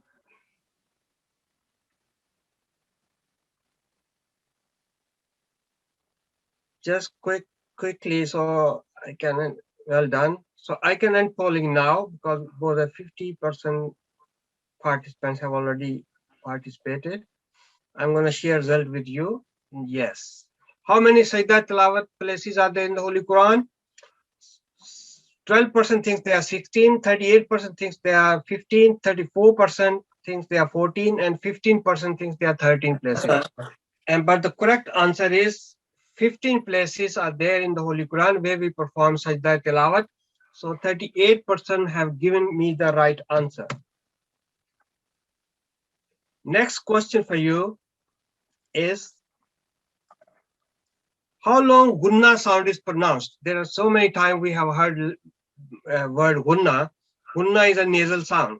So how many long gunna sound is pronounced? 1 second, 2 seconds, 3 seconds, or 4 seconds?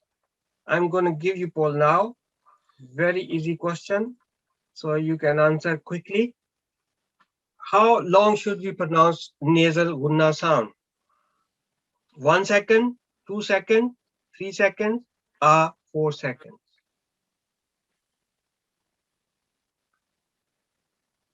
Mashallah, seems to be easy question for everybody because that's the most participants in this question. I'm going to end polling now and share the result with you. Yes. Now, 9% thinks we should pronounce for 1 second gunna sound.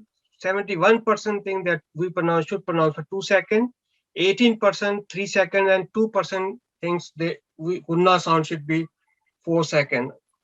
But the right answer and the most popular answer is 2 seconds. So 71% have given me the right answer. Thank you very much. Now, next question for you. Question number 6. Noon sakin is always pronounced with izhar 1 second when it is followed by a kalkala letter, or it is followed by a lean letter, or followed by a throat letter, or a madda letter. It's easy question. It was repeated twice in the presentation as well. I'm going to give you poll now. You can answer. Noon sakin is always pronounced with izhar 1 second when followed by, because this rule is repeated many times everybody's life. So I hope everybody will be giving me the right answer.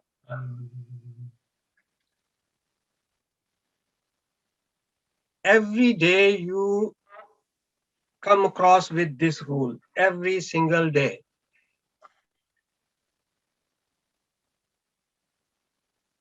So, mashallah, 47% are giving the answer. I will a quick push. Yes, I'm going to end polling now and share the result with you. Yes, there we go. Noon sakin is always pronounced with izhar 1 second and amta. Rafi Saab performed so many times, to explain this rule. So noon sakin is pronounced with izhar 1 second if followed by a kalkala letter 28%, a lean letter 22%, a throat letter 38%, and a madda letter 12%. But the right answer is a throat letter. There are 6 throat letters: alif, hamza, ha, and both ha and ghain or kha. These are the 6 throat letters. And if the noon sakin or tanween followed by these letters, we always pronounce noon with the izhar 1 second rule. So 38% have given me the right answer. So we need to remember every day we 5 times, at least 32 times we repeat Surah Al-Fatiha. So we need to remember this rule. Next question for you is, the iqlab rule will be applied if noon sakin or tanween is followed by a letter ha, a letter lam, a letter meen, or letter ba. Iqlab rule for you. Now you can answer now. The iqlab rule will be applied if noon sakin or tanween is followed by a letter ha, or letter lam, or letter meen, or letter ba. Just give me the correct option. Option 1, option 2, option 3, or if you think it's a letter ba, then option number 4 is for you. But if you think it's a letter ha, then option 1 is for you. So iqlab rule will be applied if noon sakin or tanween is followed by a letter ha, lam, or mim, or ba. So that's, I think we should be able to give answer. For this was easy as well. Just, I think 2 more seconds, and then I will share the result with you. This is the last chance for you to click the right option. Okay, now I'm going to end polling, share the result with you. This is the result now. 15% thinks it's a letter ha, 24% thinks it's a letter lam, 24% thinks it's a letter meme, and 37% thinks it's a letter ba. Quite mixed, the position at the moment. But the most popular answer is letter ba, and the right answer as well is the letter ba. So 37% have given me the right answer. Next question for you is question number 8. Hamzatul wasl, black alif, always take fatha if next mutharak letter carries dhamma. Blank letter is take fatha if next mutharak letter is kasra, and if next mutharak letter is carries a fatha sign, or next letter is a lam. When blank alif takes fatha sign, the option is there for you. Question number 8. Okay, you can take your time to give me the right answer. It's very easy as well, because Hafiz Saab very clearly, very in detail mentioned in his presentation. So Hamzatul Wasl, blank alif will always take fatha sign if the next mutharrak letter is carrying a dhamma sign, or next mutharrak letter carries kasra sign, or next mutharrak letter is carrying fatha sign, or next letter is lam with any, is maybe a lam with sukoon or lam mushaddad. So 40% people have already answered. I will wait few more seconds, so give everybody opportunity to take part in this easy tajweed question. So okay, I'm gonna end polling now and share the result with you. Let's see. Okay, 10% thinks if Hamzatul Wasl will take fatha if next letter carries mutharrak letter carries dhamma, and 17% thinks if next mutharrak letter carries kasra. 25% thinks if next mutharrak letter carries fatha, then alif will take fatha as well, and 47% thinks if next letter is lam, whatever the sign is there, it will take, alif will take fatha. So 47% most popular answer and the right answer as well. Alif will take always fatha if next letter is lam. Without going into detail, if next letter is a lam, fatha will, hamzatul wasl blank alif will take fatha sign. Question number 9 for you. Okay. Which are the correct letters of assimilation? Idgham with nasal sound. Assimilation, idgham with nasal sound. When they come after noon, sakin or tanween. You know, there are certain letters when they come after noon, sakin or tanween, we will make a idgham with gunna sound. Sometimes we make a idgham bil gunna. Sometimes we do idgham bila gunna, without gunna. So let me know the which option are these letters produce an idgham with gunna. Question number 9, you can answer me now.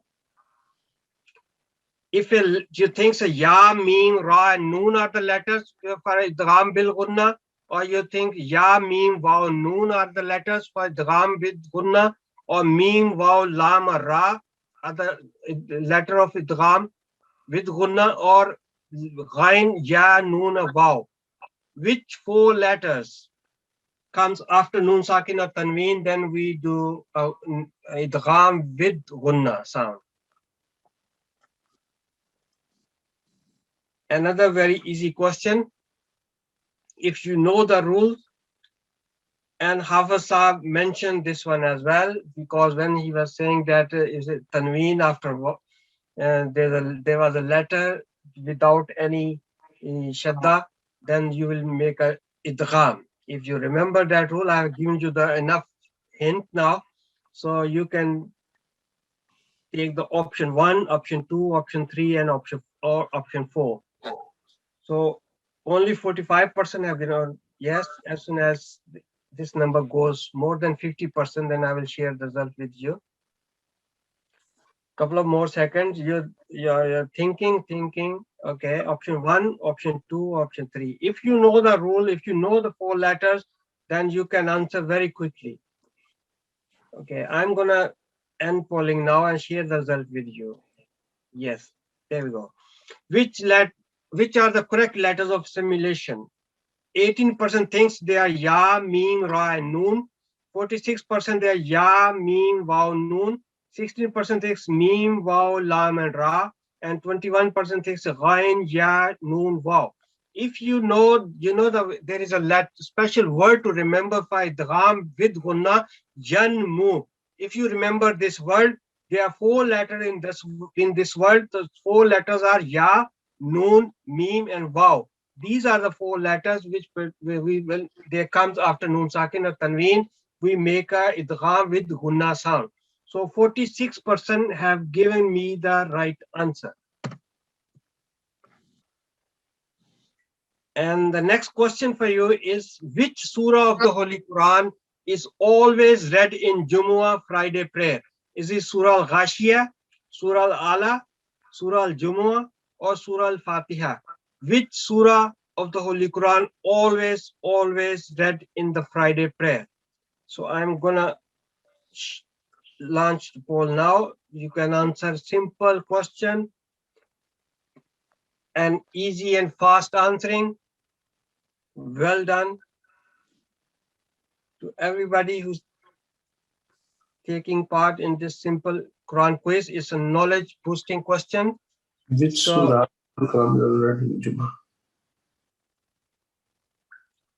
Which surah of the Holy Quran is always, my stress is always, yes, read in Jumu'ah Friday prayer. So more than 50% have already answered. I will give you 2 more seconds and then inshallah we'll share the result with you. Okay, there is the result now. 16% thinks Surah Al-Ghashiyah we always read in the whole Friday prayer.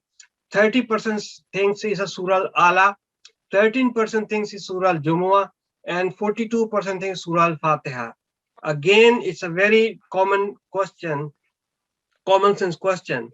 It's a 42%, the most popular answer, and there is a Surah Al-Fatiha, because we know that in every namaz, not only Surah Friday prayer, in every salat, we need to recite Surah Al-Fatiha. That's a compulsion. And then we recite any portion of the Holy Quran to complete our salat. Either it's a normal salat or it's a Friday prayer. Surah Al-Fatiha is the compulsion for every single rakat. So the right answer is Surah Al-Fatiha, and 42% have given me the right answer. Now I will move to the feedback now about this today's event.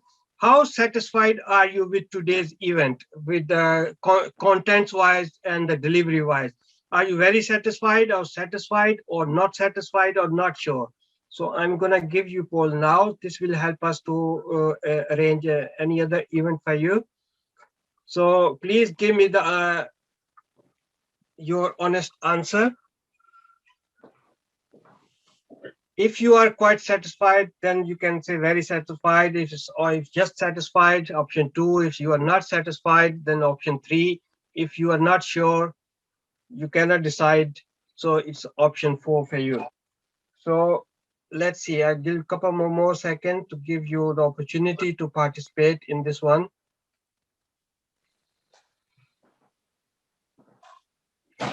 Yes, mashallah, 61% have already answered. I'm going to end polling now. Share the result with you.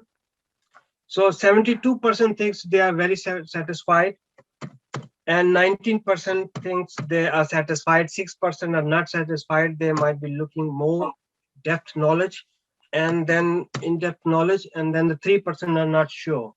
And now the next feedback question is for you. Would you like to attend the Qur'an Symposium if we organize in your region again? So it not be very soon, but inshallah, whenever there's an opportunity, we will come back. So there is an option for you to give me, if we arrange, then would you be able to attend again? Mashallah, quick answers. I'm gonna share result with you in couple of seconds. Yeah. Okay. I'm gonna share the result with you, and a very good sign is here that no one has said he will not take part. That is the very good respect of the Holy Quran as well as your niyat, because once you have decided that you will take part, this is your niyat. So what will happen in the future, it is up to Allah Ta'ala. It's given us the opportunity to attend or not. But mashallah, 96% thinks they will come back if you to join this Qur'an Symposium, and 4% are not sure. Maybe they are busy, or they may be according to their schedule. They may not be able to decide now. But thank you very much for your poll. Inshallah Ta'ala, with the help of Regional Amir Sahib, we will arrange another one for you to come back. And now for final question to take the attendance now. Just can you please select the option which applicable to you? If you are attending on your own as one person in your family, then go for option 1. If you 2 members are attending in your household, go for option 2. If 3 members are attending, then go for option 3. 4 members are attending from your household, you can go for option 4. And if 5 or more people are attending from your household, then you can go for the option 5. This will help us to take the attendance. Now, please select the option which is applicable in your situation.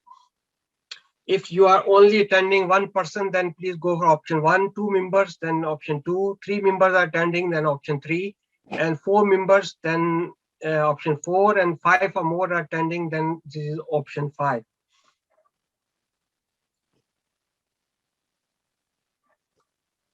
Mashallah, quite a good numbers of people have already answered. I will give a few more seconds and then I will share the result with you. Okay, I'm going to share result with you now. 43 members are attending alone and 26% are attending 2 people from the household. 13% people are attending 3 members from the household. 12% are attending 4 members and 6% are attending 5 members of more than 5 in the family. Thank you very much for taking part in this poll as well and taking part in the Quran quiz. I hope you might have learned a new thing. Remember those question and answers, and inshallah ta'ala we will come back with the new in the Quran Symposium with the new quiz as well. Jazakumullah, thank you very much. Now I will hand over mic to my colleague Dabir Bhatti Sahib.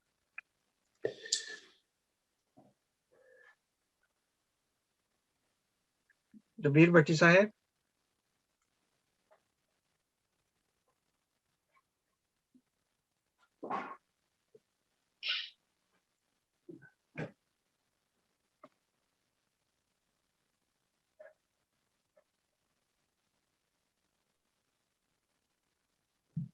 But so I cannot hear actually. Okay, I'm giving the opportunity.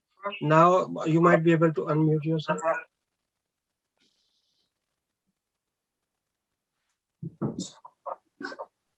Yes, Assalamu alaikum. I can now unmute myself. Yes. So now you can hear me. Yeah, thank you very much. Yes.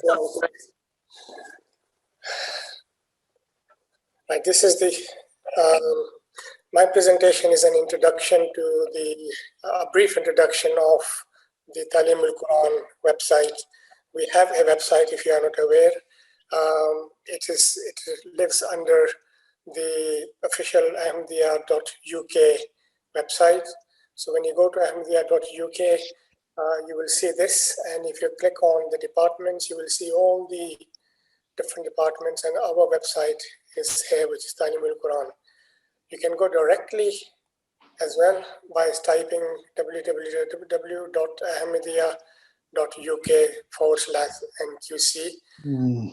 This is our website, and it is driven by a 2-menu system. There's a menu on the top, and there's a menu system on the bottom. So let's start with, let me just go back a bit. I'm going to go on the online courses on the top here. This is courses that you can enroll and also view the past recordings of all the courses that have taken place. So if I was to click on, say, Talimul-Quran, G1, G2, G4 course list, there we see all the G4, the different courses that are available. I can then click on, say, level 1 course, the level 1 course, and here you can see the course is divided into lessons.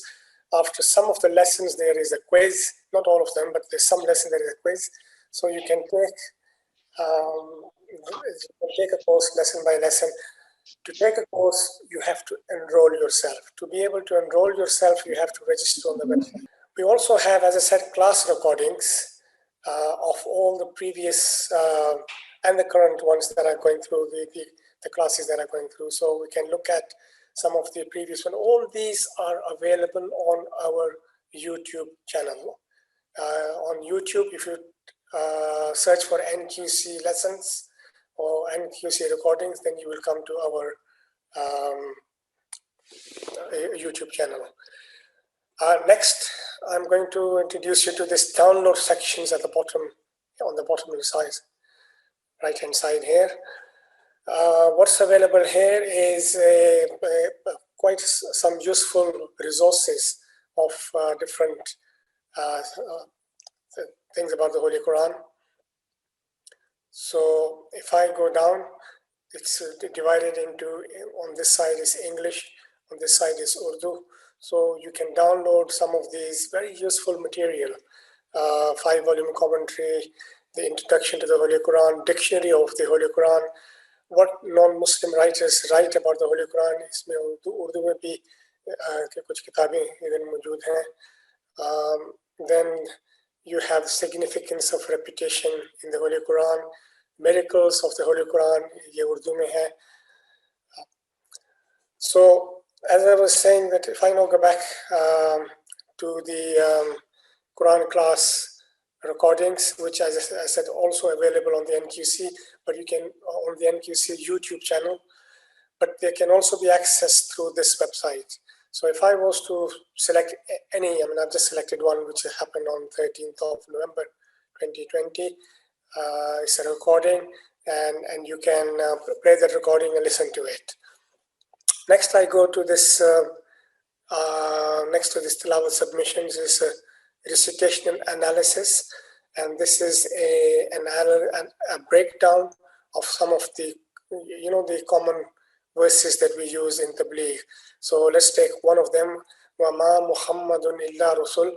Here we break it down in very simple, and it shows you how to recite these correctly. Similarly, we, next to the Recitation Analysis, we have the Translational Analysis.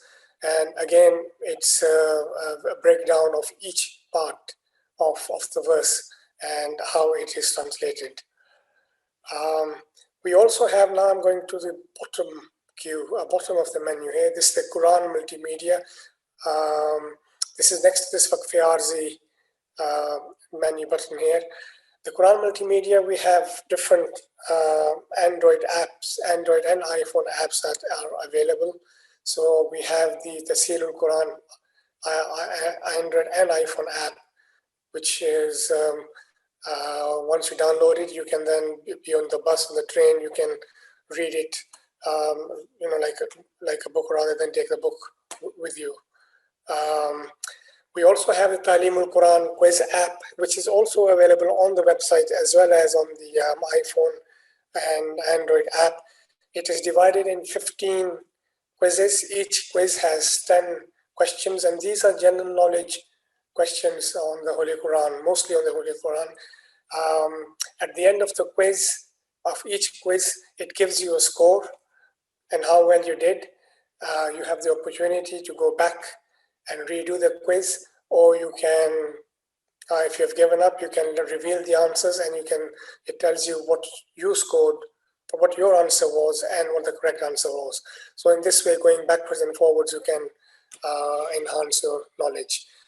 Class recording app is also available on the Android and iPhone app. Selected YouTube recordings are also on the website in the Quran Multimedia.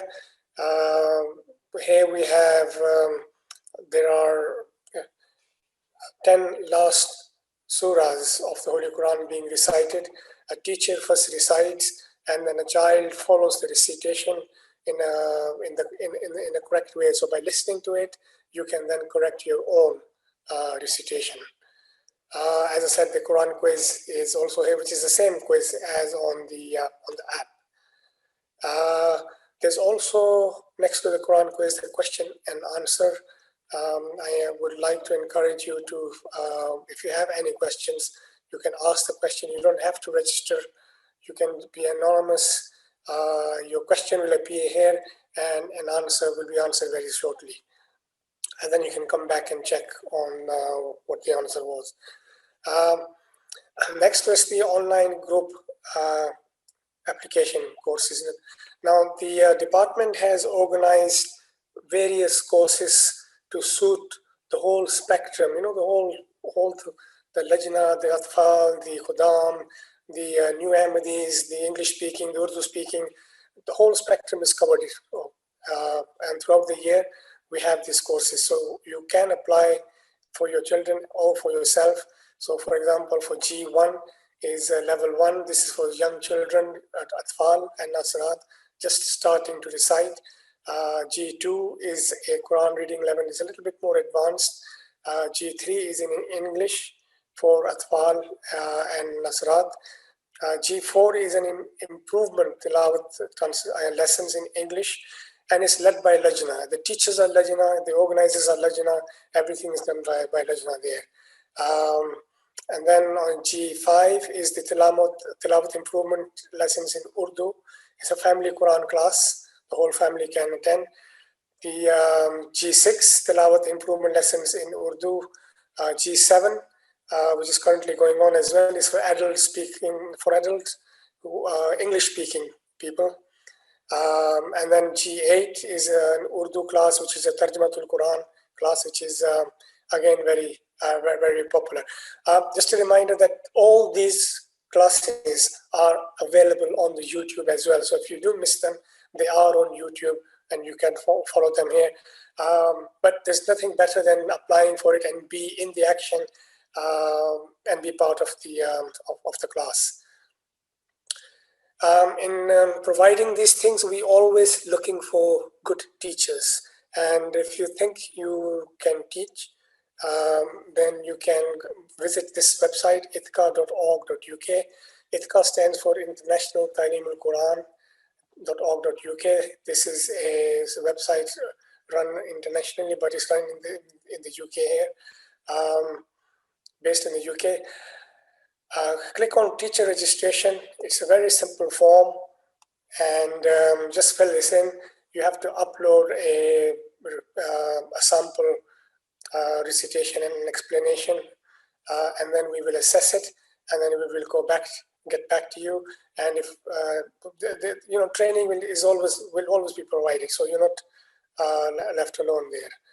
Jazakumullah, that's all for me. Thank you very much. I hand that back now to you. Okay, next, respected Hafiz again, please.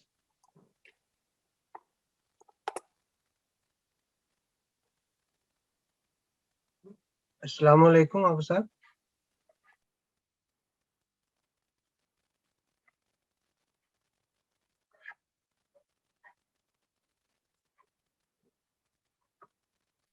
Assalamu alaikum. Just a minute.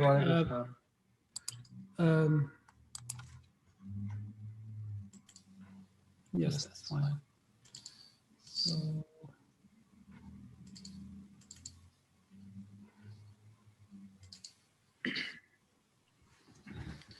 Bismillahirrahmanirrahim.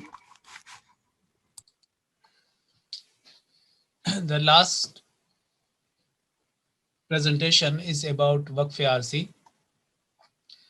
So you may remember in 2020, last year, we started Waqf Arzi scheme because we were given by Hazur Aqdas 1,000 target to be produced within 2020, 6 months left because that was given in January. So due to COVID-19, we stopped sending delegates to different Jamaats, Waqf Arzi.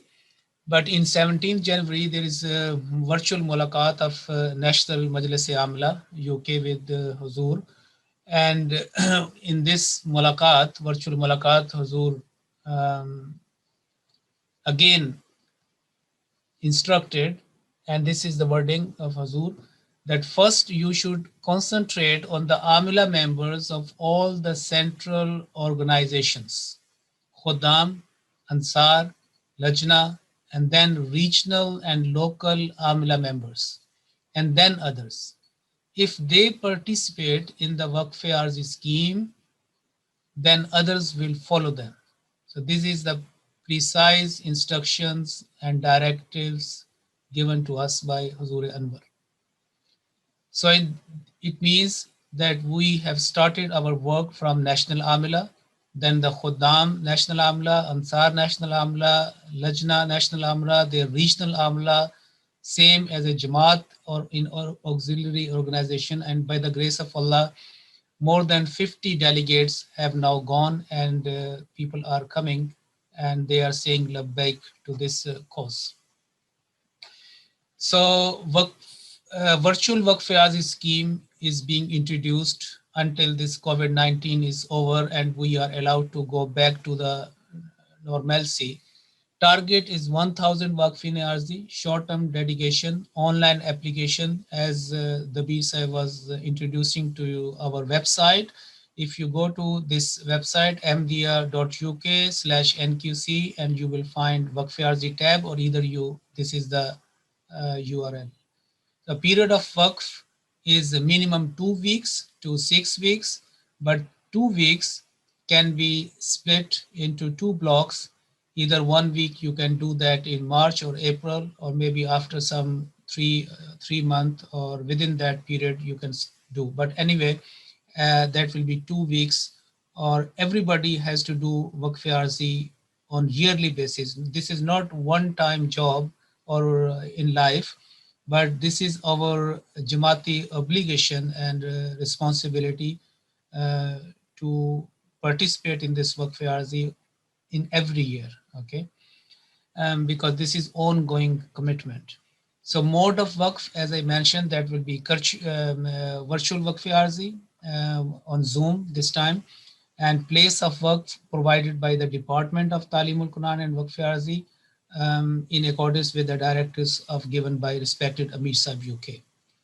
The allocation, number 6 point, is that devotees from Ansar and Khuddam will do their Waqf duties in cooperation with the local president. A Lajna devotee should complete her Waqf duties in cooperation of local Lajna president and regional Lajna Sadr. So by the grace of Allah, people are coming from from Khuddam, from Ansar, from National Amla as well, and some other regional level. They are coming, they are offering themselves for the Waqf-e-Azi scheme. This is the very short form. It takes only a couple of minutes, and the form should be filled in by all, okay? And then there are 11 tasks which we have highlighted in this presentation, or this also available on our website and other material. And as the Holy Prophet ﷺ said, "Innamal a'malu bin niyat." Our reward lies with the intention of our motives. Our deeds are judged by the motives. So intention is very important, that we are offering our services just for the sake of Allah. So the devotee is encouraged to pay sadaqah before the start of Waqf, and devotee is also advised to write a letter for prayer to Huzur-e Aqdas, informing His Holiness of Waqf-e-Azi, his period, and request for prayers. And this is the task 1, and that as soon as you fill in the form, that task 1 can be completed in the same hour or in the same day. Basically, the intention comes before filling in the form. And after that, maybe, the second point, the writing letter, you can do that before or after, but basically this is the embedded part of this task. Next is number 2, and that is Zikr Ilahi. It is very important that as we have our physical body, we have been given a spiritual body. The physical food is essential for nourishment, for physical body. For spiritual body, Zikr Ilahi is the food. So the devotee shall spend her time, especially this period in which 2 weeks to 6 weeks or 1 week, as I mentioned, in more prayers, remembrance of Allah, and seeking His forgiveness, istighfar. So basically in adhkar, in tasbihat, in more prayers, in istighfar and tahajjud prayer, more than usual. So that because that person is on a spiritual journey, is on a mission. And number 3 is again is a one-to-one, and is a related especially to that person alone, and that is tafaqqahu fid din, meaning to increase the knowledge about the Holy Quran, about the Holy Prophet Sallallahu Alaihi Wasallam, basically about the deen, the whole deen, al-Islam. The devotee shall recite the Holy Quran with tarjuma on daily basis. He will maintain Quran al-Fajr as well. He will also try to study Tafsirul Quran in his language, Urdu or English, and try to read or complete at least one book of the promised Messiah, ﷺ.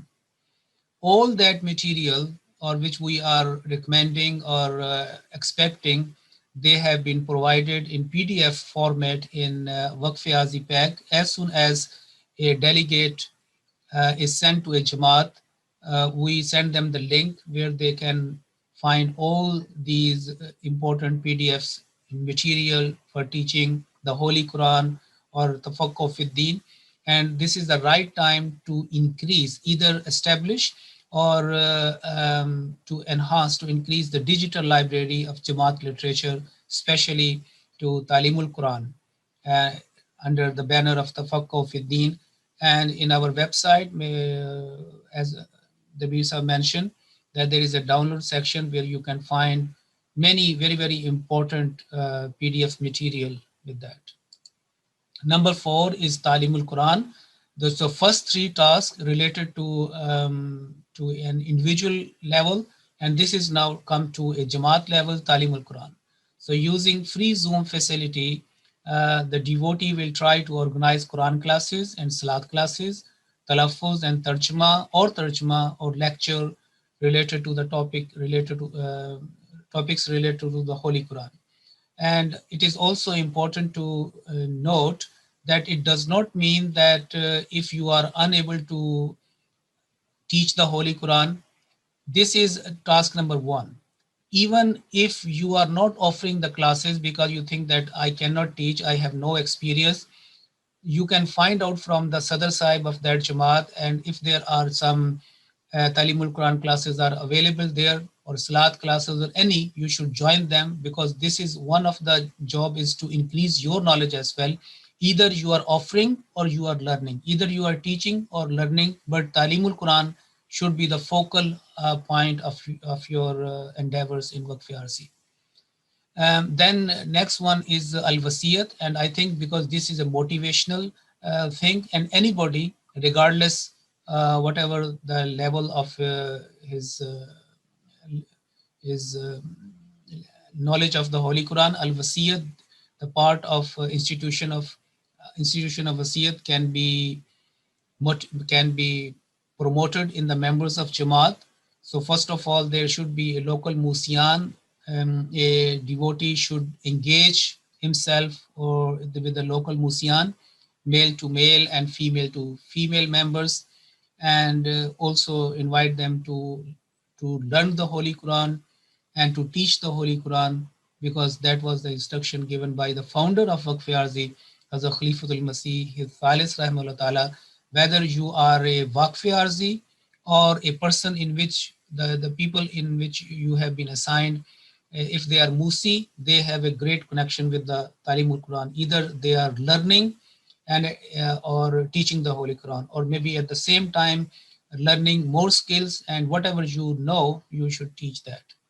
But this is important, that Talimul Quran, it is not that the Tabligh who are doing the Tabligh department or the Talim department or Mal department or any other department. It is very much Talimul Quran department connected to the Wasiyat department, and the target are the Musis.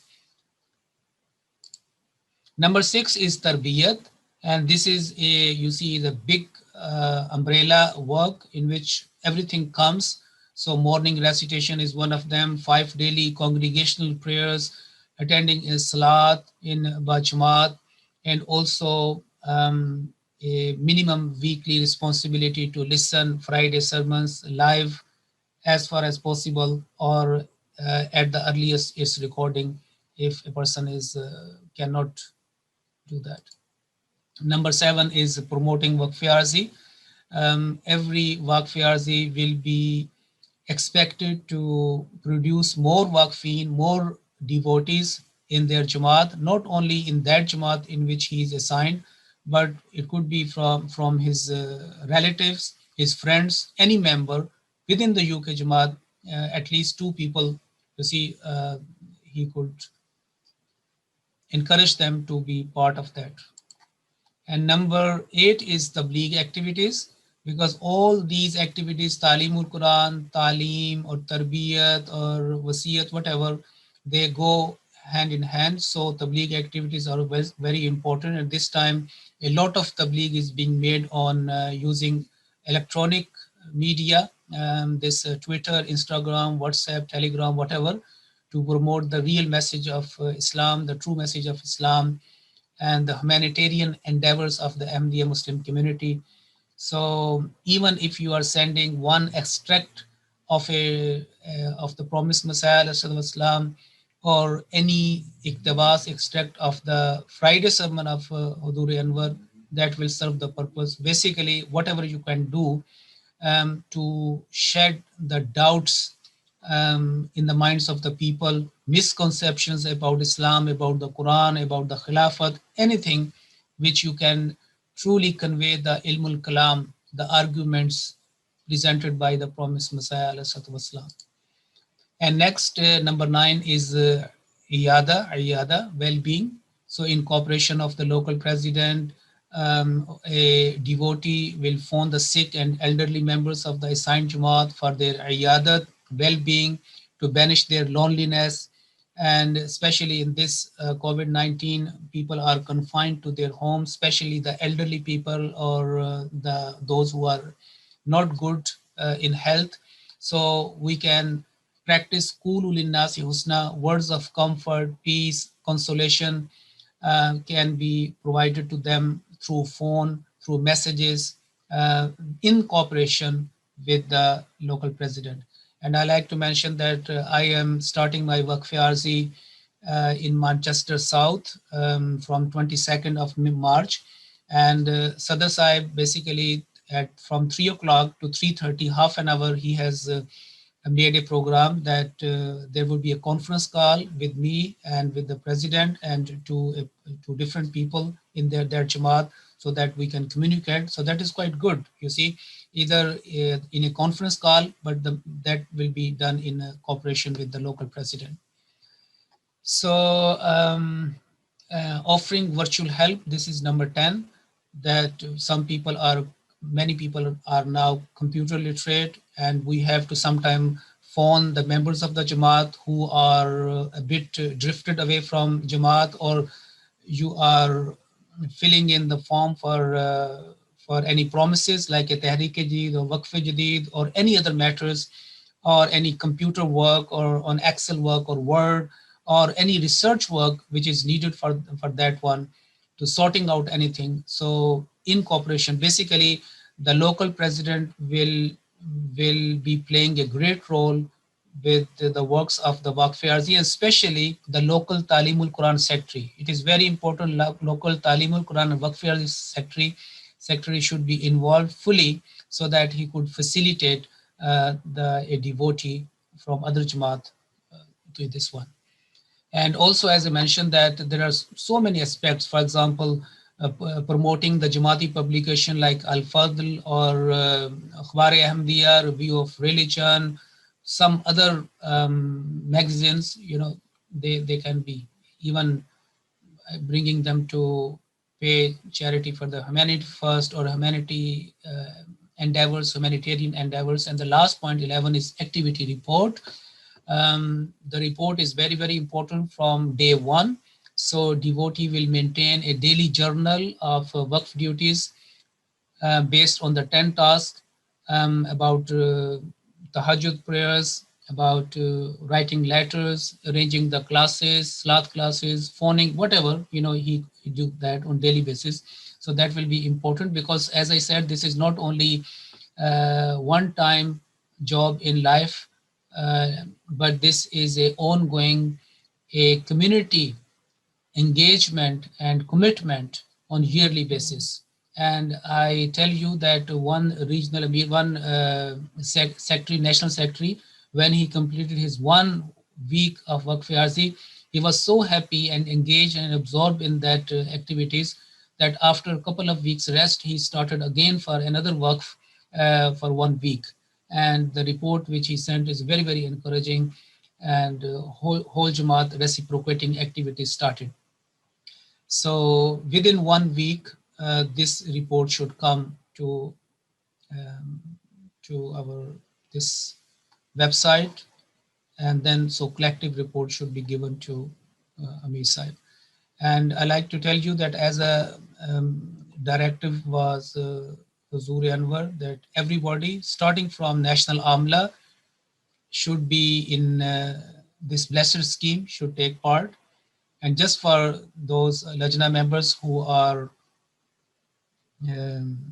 listening to me, I like to tell you that Sadr Saiba Lajna Mailla has also filled in the form. We just received, a couple of hours before we received her form as well. And respected Amir Sahib, Rafiq Ahmed Hayat Sahib has been assigned to Manchester North from 22nd. So he's doing his Waqf Arzi from 22nd as well. So everybody should be in the part of that one. And National Amila is also taking this lead. And similarly, we require from Regional Amila, Khudam, Ansar, Lajna, and Jamaat Regional Amla and their local Amla to be part of that.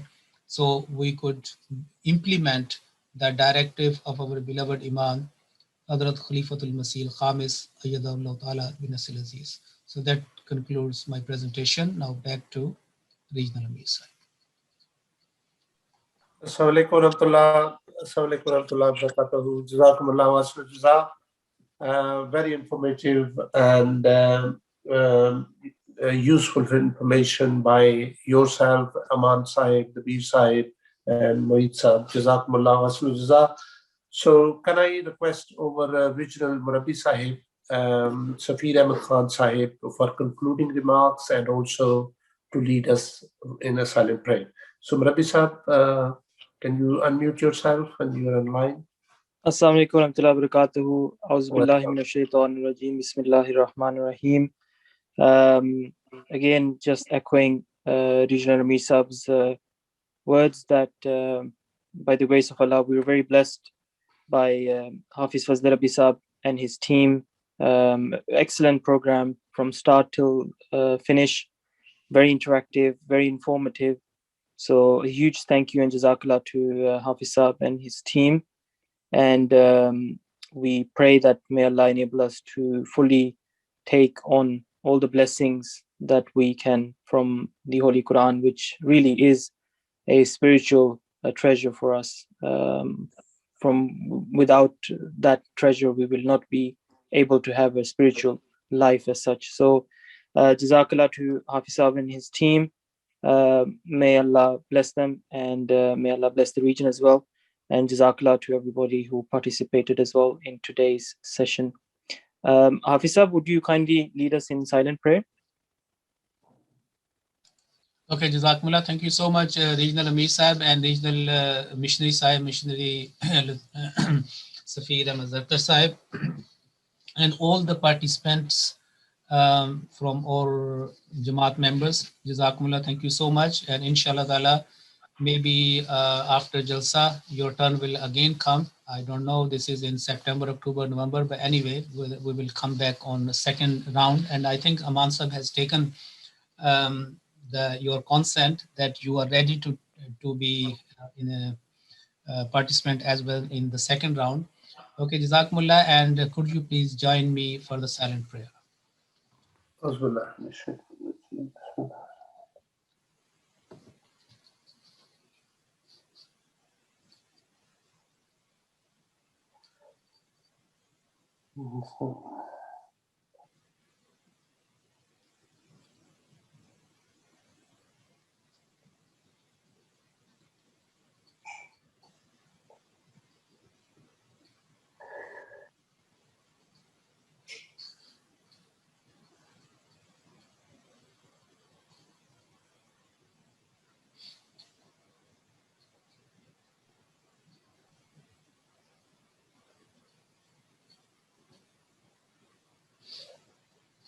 Ameen. Allahumma ameen.